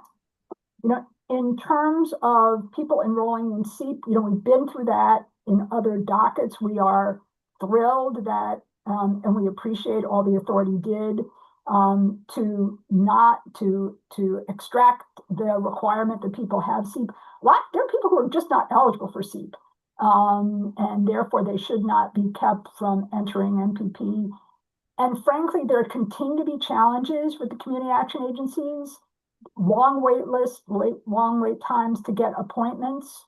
And now so this community action agencies are now what we call the navigators for the people who are having those hundreds of thousands of people who are having challenges around what are they going to do? How are they going to deal with the new requirements for DSS benefits? There are all kinds of new requirements people aren't going to understand. The community action agencies are very well-meaning, but they were overburdened before. And now it's going to be so much worse.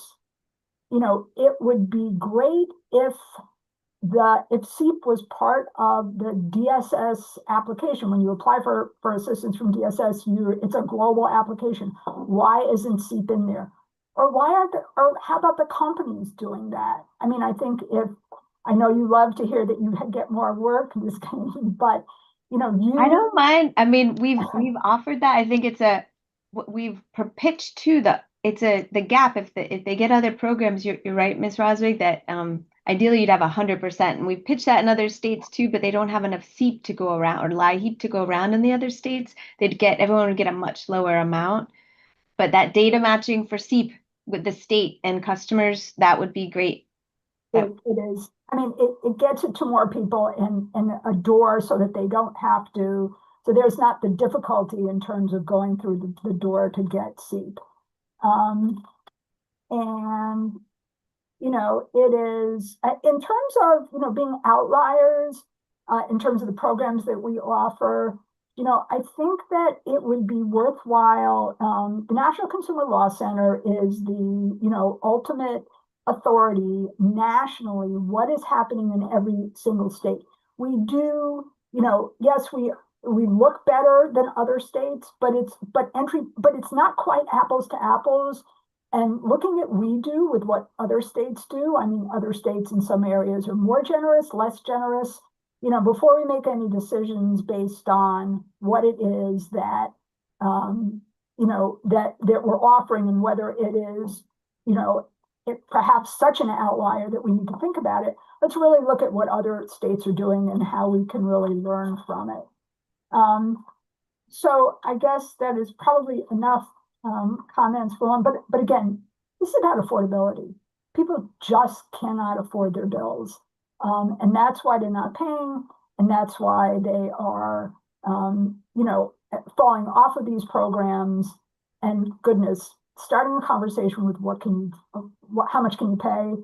You know, I appreciate that it is a collections technique, but at that point, when someone gets a shut-off notice, they are panicked. And if you say, yeah, pay, you know, $1,000, somebody is not going to say, which is, I appreciate an exaggeration, but they're going to say, yeah, I can do that. And then it can't, you know, you can't, or you're not paying your rent. And there are, you know, ongoing, if ratepayers aren't paying through, you know, through rates, they're supporting this through other panics and other problems that these clients are having. Thank you so much. Thank you, Attorney Roswig. Dr. Mitchell. Thank you. I'm Dr. Mark Mitchell. I'm a consultant for the Nonprofit Accountability Group. I am a public health and environmental health physician. I am focused on energy justice and environmental justice. The Nonprofit Accountability Group is a grassroots community-based organization. And again, I'm a consultant for them. The way we operate, or the way we try to operate, is to meet with the members, there are NAG, Nonprofit Accountability Group, represents about 250 residents, low-income residents from the Hartford area. Many of them take advantage of, or qualify at least for, the affordability programs. We have been trying to engage in several dockets, although it's becoming much more difficult for us now because of recent PURA decisions. I want to say that I fully agree with Mr. Trubman and Attorney Roswick on what they have put forward previously. We believe that the goal of PURA should be to keep the utilities on for as many people as possible and to make the utilities accessible and so that everyone has affordable bills no matter what their income is, and that the people pay what the portion of their bills that they can afford to pay, and so that they, if they're paying, as Attorney Roswick just said, that if they're paying a portion of their bills, then that reduces the amount that others have to pay for their bills. As you may know, the cost of utilities is one of the greatest reasons for people to become homeless because they cannot pay for their bills. In Hartford, where I live, almost 75% of the residents are renters. And we have one of the lowest home ownership rates in the state. And the renters oftentimes are responsible for paying their own utility bills, even though they have very little control over energy efficiency. And in general, the very lowest income people live in the most energy inefficient facilities. The apartment owners don't directly benefit from energy efficiency programs. And so we receive reports from our members that it's very difficult for them to persuade the property owners to participate in the energy efficiency programs, both for the appliances as well as, like refrigerators. When apartment owners put in refrigerators and appliances, they try to get the cheapest one possible, and oftentimes those are the least energy efficient ones possible. And then also with regard to energy efficiency and windows and other types of and energy efficiency measures. So it's really quite a problem for low income people. So we believe that that we should limit the maximum payments for utilities to based on their income. If PURA decides to eliminate the below payment plan, which apparently has been done, we should go to an income-based maximum utility payment, I believe. And obviously there should be a significant difference between hardship qualified and non-hardship qualified collections and policies. And we shouldn't lump the medical protection with the hardship payments. And personally, I think that we can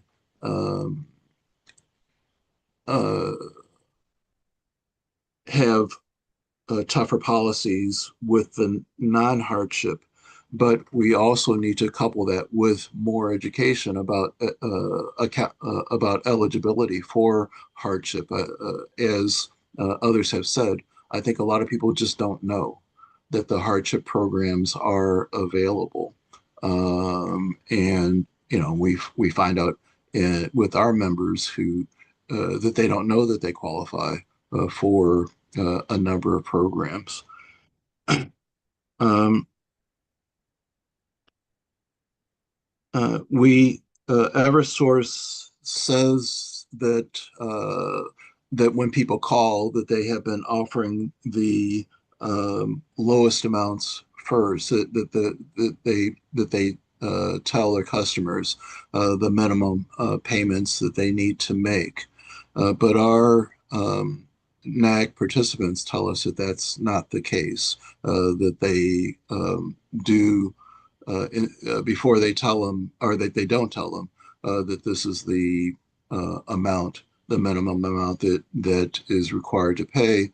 That they tell them, that they say, this is what we want you to pay, or and oftentimes, as Attorney Roswick has said, they will say, okay, yeah, if that can keep my lights on, I'll agree to whatever you say, knowing full well that it's unrealistic to expect that they can pay the amounts that are being proposed. So, there needs to be a better sense of what is negotiable and what's not negotiable, uh, and and getting to a more realistic price or payment plan. And also, there was discussion about the low-income discount rate for gas in the summer. As a public health physician, you know that people, during the summer, it's more difficult for people to maintain good hygiene. And we need hot water in order, for showering, for cleaning, for cooking, and for maintaining hygiene. And so I think that we should. I don't think that it's a major problem with suspending collections during extreme heat like today. And like I said, I think that it could uh, help with preventing heat-related illnesses as well as infections that can be spread from poor hygiene. We NAG had tried to participate in other dockets like the gas lighter docket and others, but we are not able to. We're no longer able to participate because of the problems with getting both advance payments as well as the complications in participating in all of these dockets. And so we are probably going to be pulling back in our participation. We're just not able to participate as we had been over the last year. So thank you for the opportunity to comment. Thank you, Dr. Mitchell. Gannon Law. Thank you, Vice Chair Conti, and thank you everybody for your presentations today. I just had maybe one or a couple follow-up questions for the companies, and then if it's all right, I'll make a couple comments as well. I just wanted to get back to when we were talking about customers, and you all presented statistics on how many customers have failed out of sorry, have missed either the first or the second payment of MPP, and they made 0 or 1 payment on MPP or FPA. And then the company said, if the customer misses the payment, they can always call and renegotiate what the amount should be. I would say in that framing, it's probably also relevant, like if they miss the first payment, where is that negotiation opportunity the first time, right? Because if the first payment is unaffordable, that would have ideally been the negotiation time.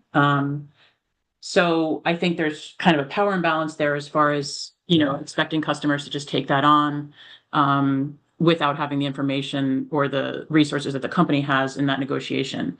That being said, my question is, given that posture, so let's say I'm a customer, I missed my first payment, I contact the company and I say, let's renegotiate my payment amount because for some reason I wasn't able to do that effectively the first time that we talked about this. How many people are then able to reduce that payment amount by that negotiating or renegotiating effort and reaching out? I just would love some data on that. And it's kind of like, the questions are really, how many people did attempt to renegotiate that payment amount? How many people were able to successfully? How many people, or sorry, and then how much money did the payment amount come down by after the successful renegotiation? And if I don't know if that's something you all are tracking right now, but I would love to see some information about that. So that's my question for both companies. And I would also just say in the context that and we do it too, right? Like we're open only so many days a year. When people contact us in emergency situations outside those days, we cannot help them with emergency assistance.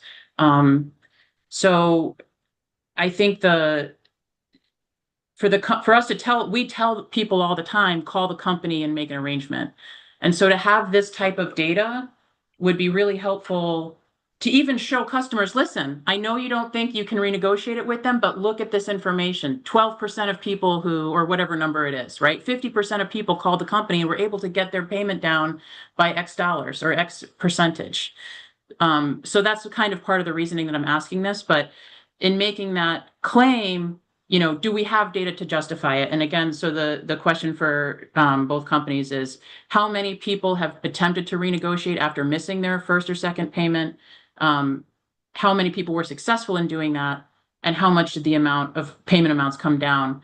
And I apologize, Vice Chair Arconti, that I did not introduce myself at the beginning, so I'll do that now, but I'm Gannon Long, the Chief Policy and Public Affairs Officer with Generation Power CT. Thank you. Thank you for that question. Oh, did I cut someone off? I apologize. No, go ahead, Steph.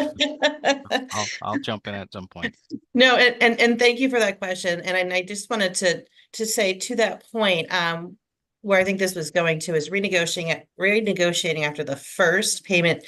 It could be more challenging, right? If a customer's say allowed a maximum of an 18-month arrangement, we're only given so much runway for how far we can spread it out. So if it's missing the first month, they can't maybe pay that amount. So we basically set up a new 18-month arrangement is how we do that. So we would work out a smaller amount to pay for that month and then spread it out over a new 18-month time. So it really only is a 1-month difference if it's occurring during that first time. So I don't imagine the percentage would decrease too much after the first month. So that's a really good point there. And then as far as our capabilities to report that, we definitely can see the number of customers who have renegotiated a payment arrangement. And we can get what their, installments were prior to renegotiation and after.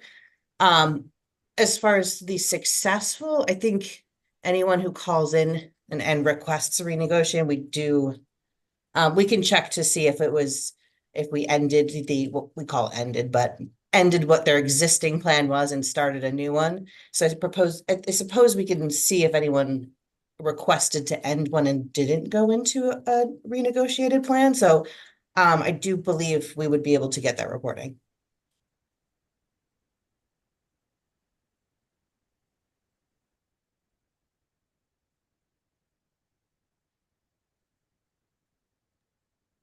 Ms. Kane or Ms. Washington, are you all able to provide that same data from Eversource or?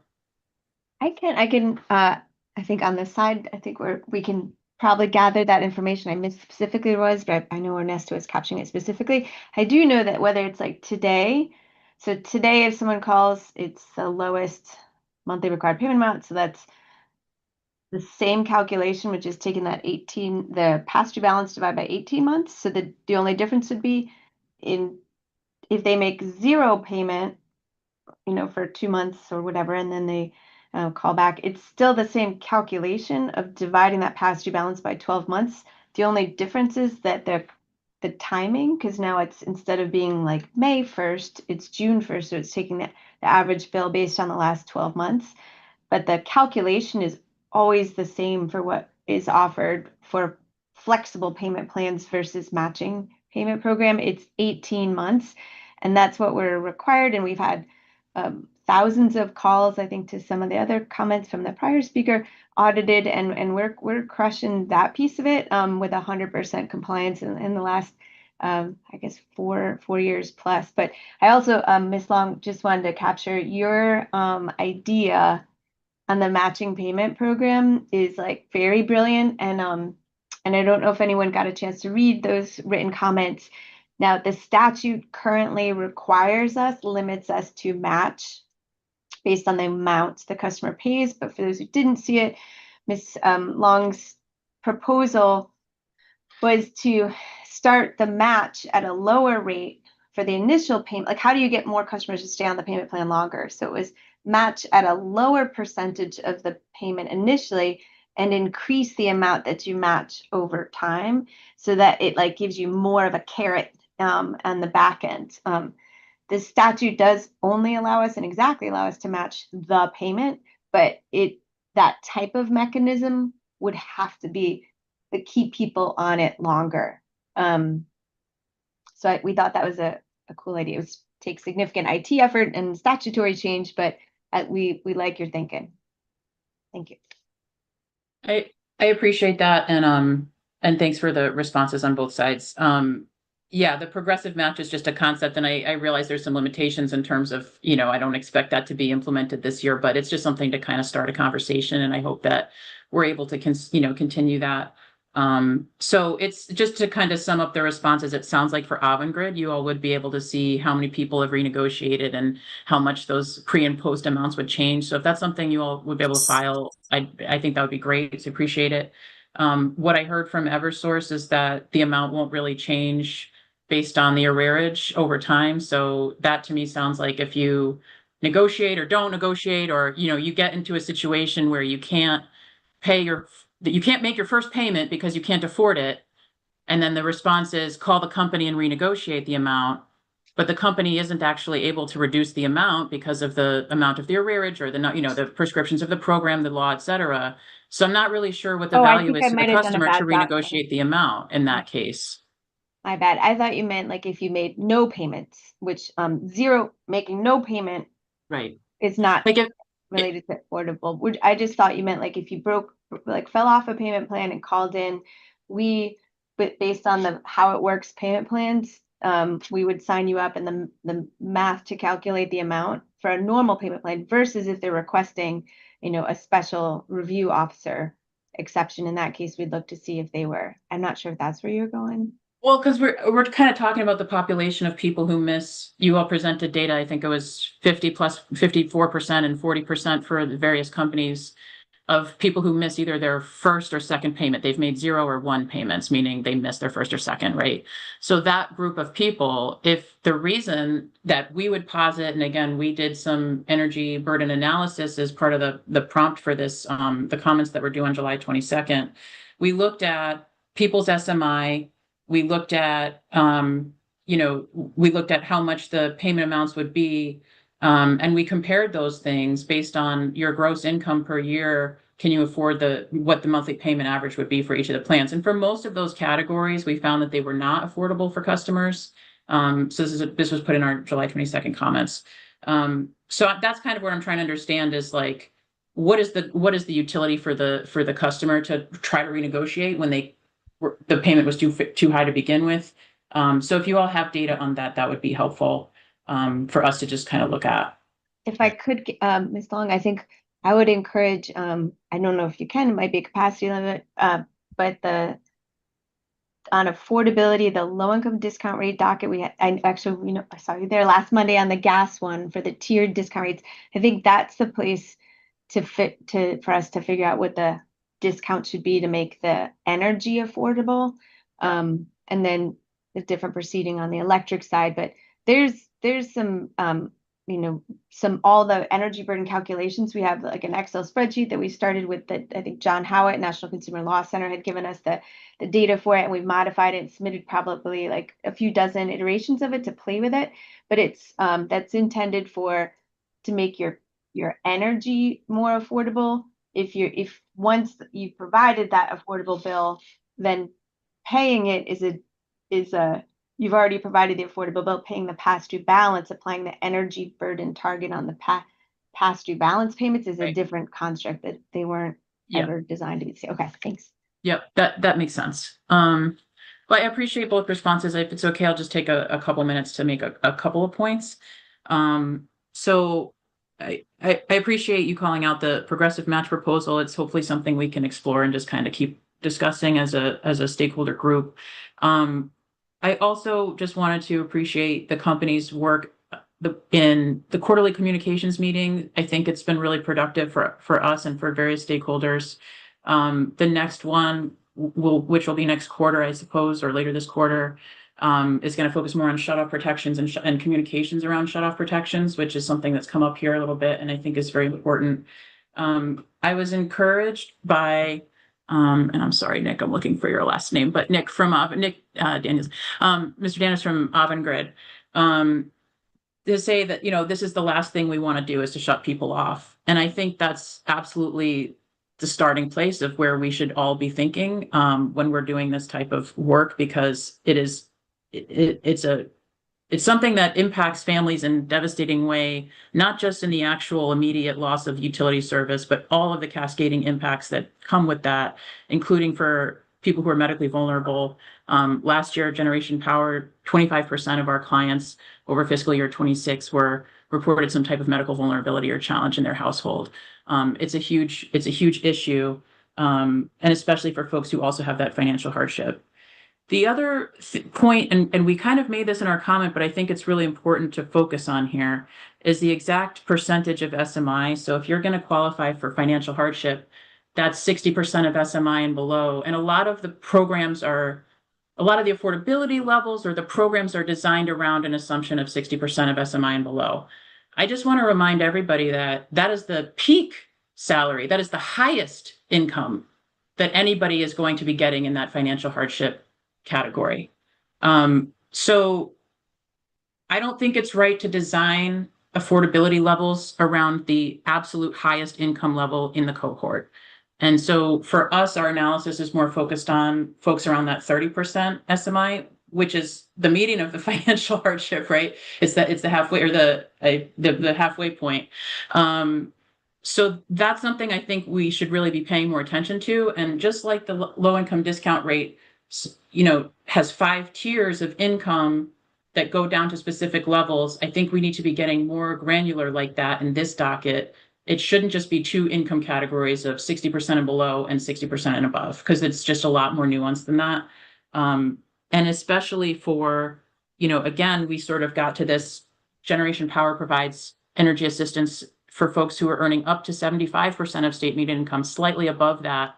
Last year, again, the average SMI of our clients was 31%. So we're very close to that 30% SMI rate. But I also would ask folks to think about people who make more than 60%. And when you're talking about the reconnection fees and you want to eliminate the $1,000, minimum, you're talking about somebody who could be making, 61% of SMI, right? Just over 90 something $1,000 for a family of 4. And they're now they're being asked to pay more than twice as much as what they were making if they earned a few cents, a quarter before they got a quarter an hour raise at their job.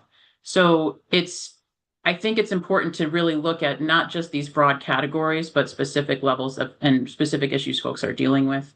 And I see there's other folks to comment, so I'll leave it there. But thank you all for the What's opportunity. SMI, please? What's SMI? I'm sorry, Tanea, state median income. So we're talking about state median income. And I should say too, it's gross, right? So we're talking about gross income, not what people actually take home, but what they're earning on paper. So our analysis is actually it's less affordable even than our analysis indicates. Thank you, Gannon. Thank you so much. Sarah Leone. Yes. Hi, good afternoon. I am Sarah Leone. I am a staff attorney with Connecticut Veterans Legal Center. I'm just looking to provide some comments as well. Kind of some of my concerns echo my colleagues. Some are kind of unique to my population. I have to echo the fact that we really are facing affordability issues, and I appreciate what we are trying to do. But we're still lacking. I mean, the payment program, the mean payments are 176 for Avangrid, 225. From some of my clients, that's 20% of their monthly income. And that's if they're lucky enough to just have the one utility bill. I had one gentleman, 83 years old, say, well, between this and rent, I can't afford it. I'm just going to live in my car. And I don't think anybody wants that. And I know nobody wants that. And it kind of the same thing with the shut off increase. If we're asking now for 20% on hardship customers versus the 400, we don't, it's going to be a huge increase for some of them. And some of them are just not going to be attainable. We're going to end up having increases in shutoffs. And I think that's going to increase uncollectibles as well. So I think that's something to consider. My other concerns are more so related to my population. My population, and I think this goes for everyone, they're not looking to not pay their bills. They're sometimes too proud to admit they need help. A lot of them, because again, I deal with a veterans population, they're probably not connected to social services.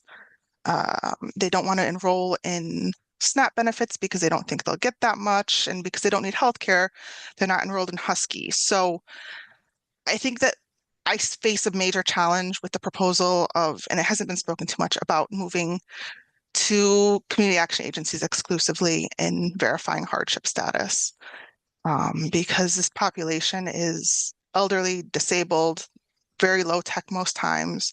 And I just think that would greatly impact their ability to enroll. I mean, as it is, they're already struggling and they don't know about the programs because, again, they're either not online, they don't read the inserts, whatever it may be.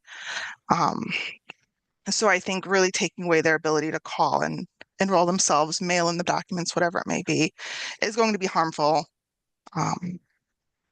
Because as we know, community action agencies, they already have long wait times to get in there. And I think that this would only make it longer and they're not accessible. Not everyone can reach them easily. So I think those are all considerations we need to take into account. But again, the affordability is the major issue here. And I just hope that we can come to some sort of reconciliation that's, I know it's been a lot of talk about pre-pandemic, post-pandemic, but the economy has forever changed. And I think that comparing the two was unfair in a way. And we need to look at the here and now and the future moving forward and what affordability looks like going forward. And that's it. Thank you. Thank you so much. So we're now going to move back to public comment portion of the hearing. So Ms. Flippin, floor is yours for public comment. Yes, thank you. I know I had shared earlier, but I didn't want to miss the opportunity to lift up some more things just to include in the docket. But as far as like the affordability, like what everyone had touched on, I do agree. I think that that is a really huge barrier during this time, especially because folks are already struggling. I just read an article about families facing food insecurities, and it has increased over 50% within the past few years. So that is a big thing because of the cost of living, the cost of inflation, food, everything going up. It's making it even more difficult for people being able to make ends meet and being able to keep up with their arrangements that they have.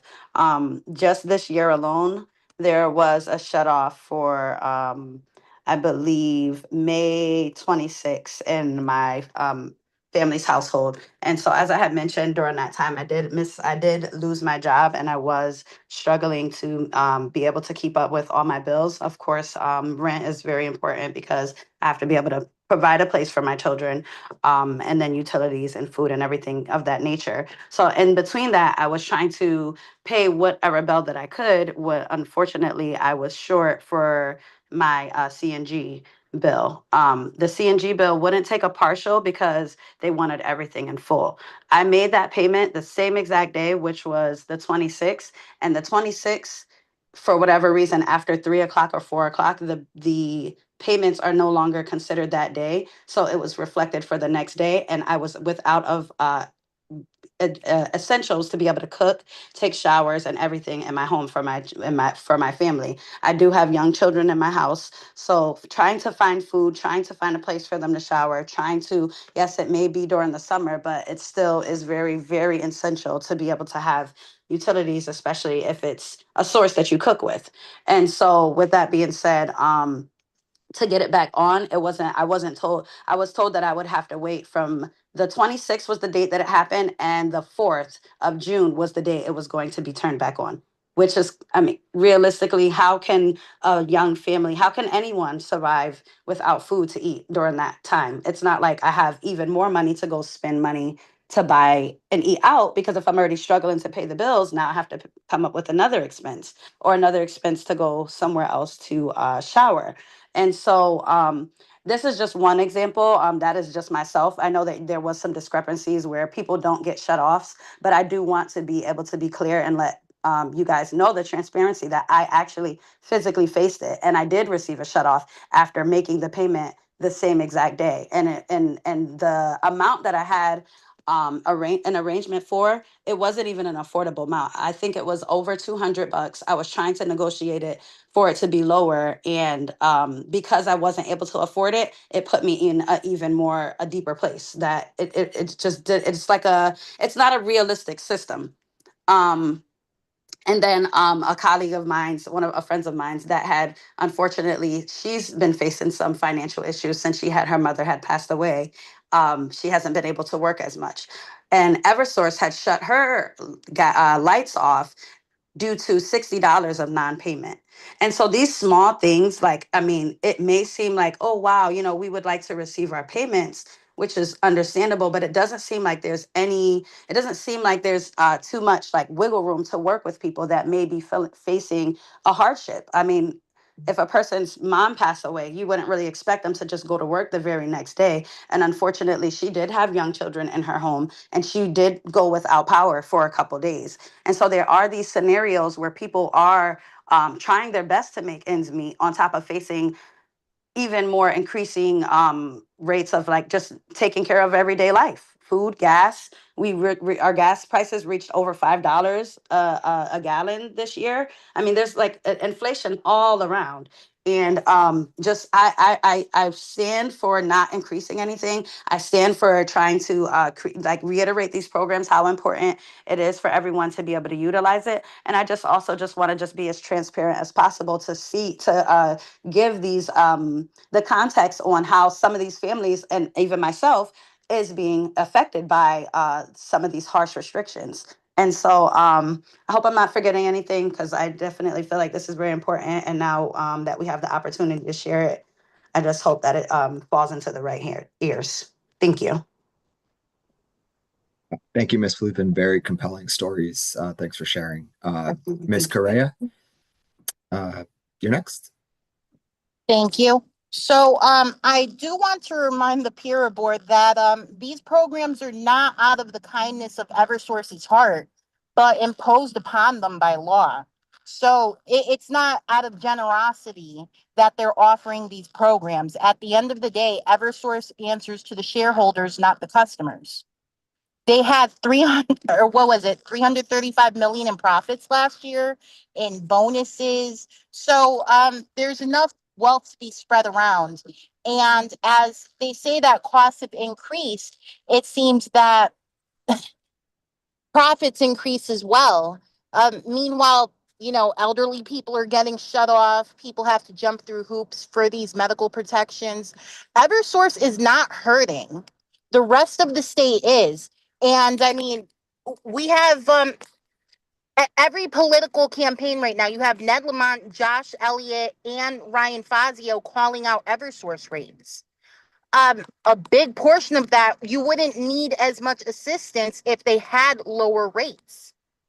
So that's not something we're discussing at all.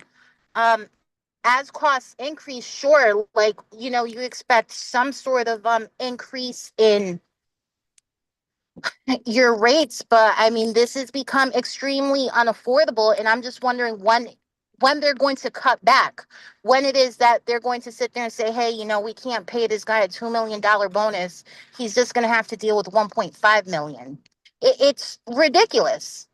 Um, Imposing barriers and adding more barriers to people who already are in low technology areas, people who just don't have the time to sit there and wait on hold with Eversource. I called recently for my sister, right? My sister, she has an 87 IQ, and she's been denied for Social Security despite the fact that she's never really going to be fully independent. She works a retail job, and her hours were recently cut drastically. They're picking up now for back to school, but she did her best to try and make some marginal payments. Now, I am a mother of five. I have to sit there and make my own payments, so I can't make payments for my sister. But this is a woman who is intellectually disabled and had a really hard time navigating. So by the time the Eversource credit and collections people got to me, I was already livid because I had been on the phone for hours, and I've called for other people, and getting through the credit and collections or an agent, it takes a really long time. So it seems like they're not really investing in staffing and getting through to people. And a lot of people really do disconnect and hang up and then cry about it on, the internet, that they just can't afford their bills. I mean, this is disgusting. Like, this isn't Eversource being kind at all. This is Pura said you have to offer these programs, and they just want to add additional barriers. I would hope that Pura sits there and says, enough is enough. I mean, you guys are probably financially well off, but I mean, please take a look at your bill. This is crazy. And what the average income of a Hartford resident's like, what, $30,000, rents around $2,000. There's not much left for Eversource. Why doesn't Eversource have to sit there and tighten up their pockets? Like, why is it that they're guaranteed profits every year as the rest of the state suffers? There's there's got to be something that can be done, because at this point it's ridiculous. Like, rubber stamps on rate hikes, and William Tong pretending like he's going to do something. Where's the end of the line here? If anything, we should be making these programs more accessible. If rates were lower, then the middle class, we have a shrinking middle class right now, especially in Connecticut. Low-income people, even with the discount rates, these are generally unaffordable rates. We wouldn't need as much assistance, nonprofits getting involved. The community action agencies right now with their wait lists, part of the problem is the actual rates themselves. We wouldn't have to sit there and overburden CRT and HRA if the rates were kept in line.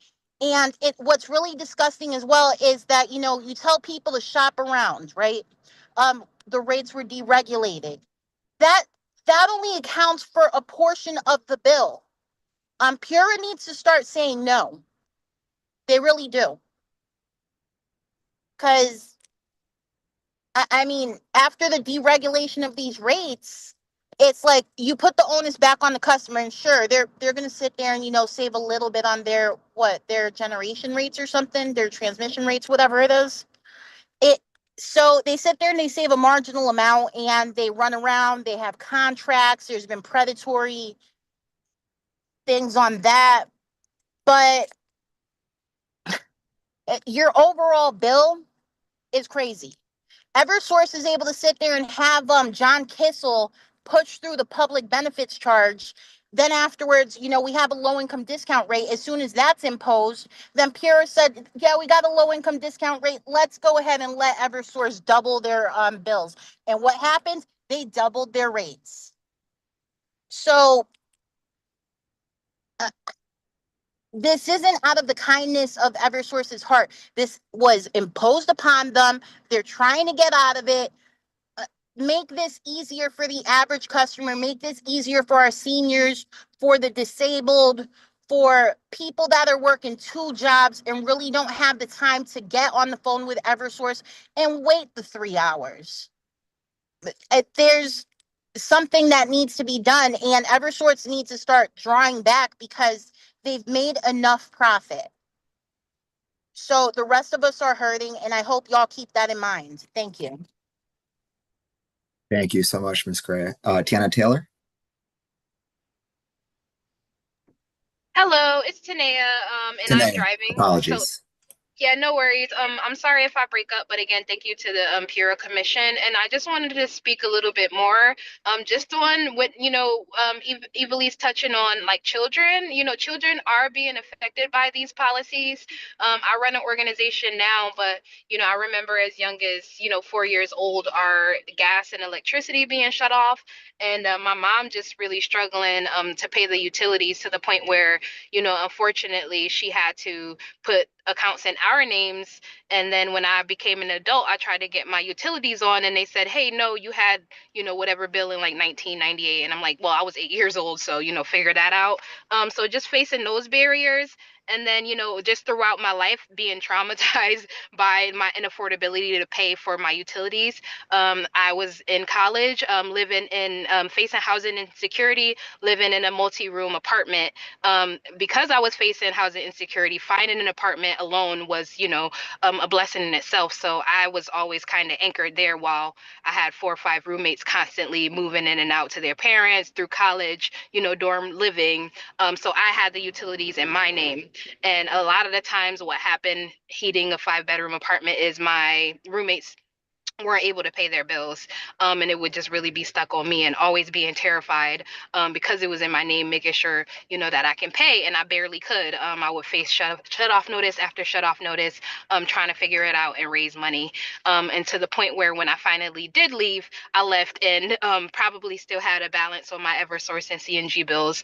And then when I was apartment hunting, I found a place that was heat and hot water included, so I didn't have to worry about an Eversource or a CNG bill. And I've stayed there ever since. It's been too many years. I've outgrown it. I need a better apartment. My house, the apartment is very actually unsafe. There's mold, there's pests, it's poorly insulated, so I'm cold anyway, even though my utilities are included. And it's very hot because I live in Hartford, and this heat, we're exacerbated by the urban heat island effect because we're don't have a lot of tree canopy. So all of these things that I'm facing, but I'm just like, I kind of refuse to move because I don't want to be burdened with the Eversource bill. I don't want to be burdened with the CNG bill.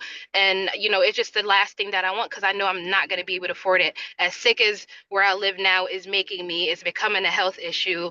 I just cannot deal with having another bill because I know I'm doing this work. I'm hearing these stories. I'm navigating Eversource and CNG for our members as well, and it's just something I personally don't have the capacity mentally or physically as a disabled person to go through. What Eva Lee said, what Eversource is a very rich company in Hartford. I am also a disabled athlete, and I run the Eversource Marathon. If we have money for marathons, if we have money to slap Eversource name on everything, to give out a bunch of free stuff with Eversource names for the CEO to make $35 million, where is the Eversource Foundation for ratepayers that can't pay? And why does it have to be on the ratepayers? Eversource makes millions and billions of dollars off the backs of people, yet we're going through these hoops about these fake programs. Like, just do something, like out of the kindness of your heart. Actually, why is there an Eversource marathon race? Like, there's so much free stuff there. And if you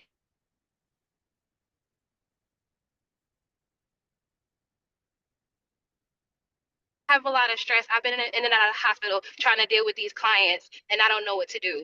So, like, please, Pura, like, listen to the people. Thank you. Thank you for your comments. Attorney Jennings? Okay, good afternoon. Thank you. Thank you for everyone's comments. I work with NAG. I represent NAG, the nonprofit accountability group that Tanea is referring to. And I can tell you that some of the things that we need right now, immediately, for people that are suffering like she's suffering, and so many of the representatives, people that she represents, and so many of us are suffering. We need emergency funds or a foundation to restore immediately lost electricity and gas to people with children or seniors that are either not able to pay. We need something that's open 24 hours a day, that has easier access than we've had to try and reach people in administration or any part of Eversource, other than for the emergency things that are going on. So I think that we need emergency funds.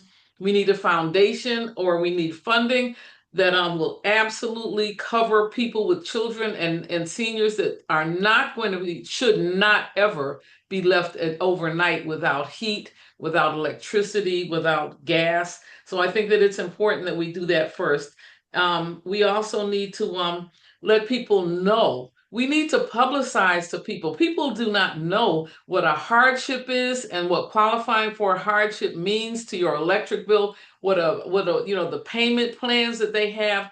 This is not well enough known. It's not really just enough to have them on the telephone when people call in to pay their bills. So we really definitely have to let people know, if it's public access TV somewhere, or where people can understand that this is what you need to send in. This is the number you need to call. This is what you need to provide, the documents you need to provide when you call, and repeatedly, so that people will know what's out there. It's just not enough to just to talk about it and have a good program in-house.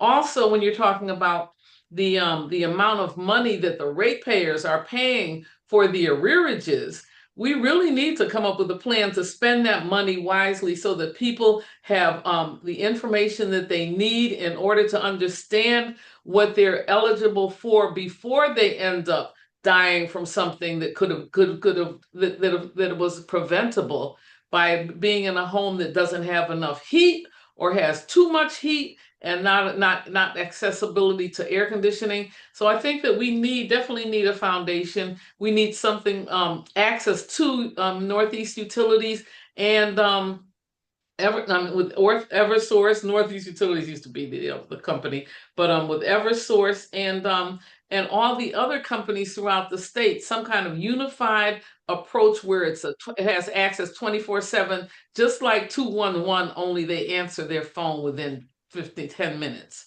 So I think that these are all things that we have to take into consideration, because if not, these are life-threatening situations that can happen so quickly once the heat or the electricity is shut down. So thank you so much. And I think that it's possible for us to come up with a resolution where people have access to emergency support. It used to be that your elected official could have one person pay one person's electric bill. And I can remember there was a woman who back at me. Hold on one second. I'm so sorry. Okay, I apologize. Okay, I had a client when I was working out and doing door to door for one of the mayors. I was working on their campaign, And there was one woman who had a $10,000 electric bill, but she had like 8 kids, and she was unemployed. She was grossly overweight and very ill. So when I went to her house, she had one of her babies in a drawer with a pillow on it, and one of her grandbabies, I should say, and had her in a drawer with a pillow on it. And she was sitting in there trying to keep the baby warm in a house with no heat. And one of the mayor I was working for sent me there, Mayor Perry. She sent me to her house and she said, "You find out, get her information and get her electricity turned back on." And because Mayor Perry was then a senator, she was able to have one person whose bill she paid. So there's got to be there have been in the past emergency ways to deal with it, to address things. I think we definitely need something now, and something that also lets ratepayers know that if you don't provide support and assistance for the other ratepayers that are unable to pay, it's only going to increase everybody's costs. So we really need to think about that when we come bring programs into existence that will work for people who are suffering. Thank you. Thank you, Attorney Jennings. Ms. Lubin, did you want to make Yes, thank further you. comments? Just Okay. one last ad. Yep. Thank you. And I apologize, I didn't say where I was from. I'm also an organizer at Nonprofit Accountability Group and Connecticut Renew Steering Committee. And then I just wanted to just add in also that there's no way for C&G payments to receive a check. And I think that that is a big barrier as well, because Eversource may have like options that you could go to where it's like a Western Union or something. But C&G, there was no portal, there's no actual office to go provide the check to. And I think that that is a huge barrier too, because there was an incident where someone was trying to make a payment and the check was already made out. There was no way for them to like get the check cashed and have it like physically cash or anything. So that was another barrier. And I think that that option should just be something to just be thought about when making decisions to make it more accessible for folks to make the payments. That's all. Thanks.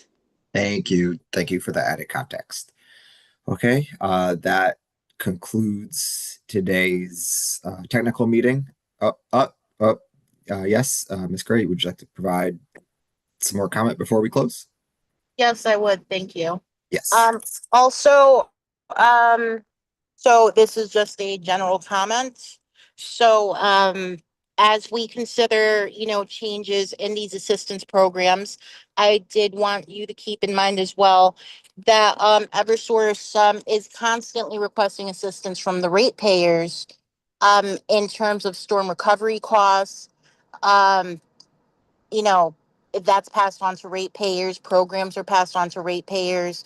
Everything is passed on to ratepayers. There needs to be the river needs to run both ways. So if they want us to pay their storm costs, they really should be, lowering their rates and providing way more assistance than they do. So the New Start program was great. They did match payments. So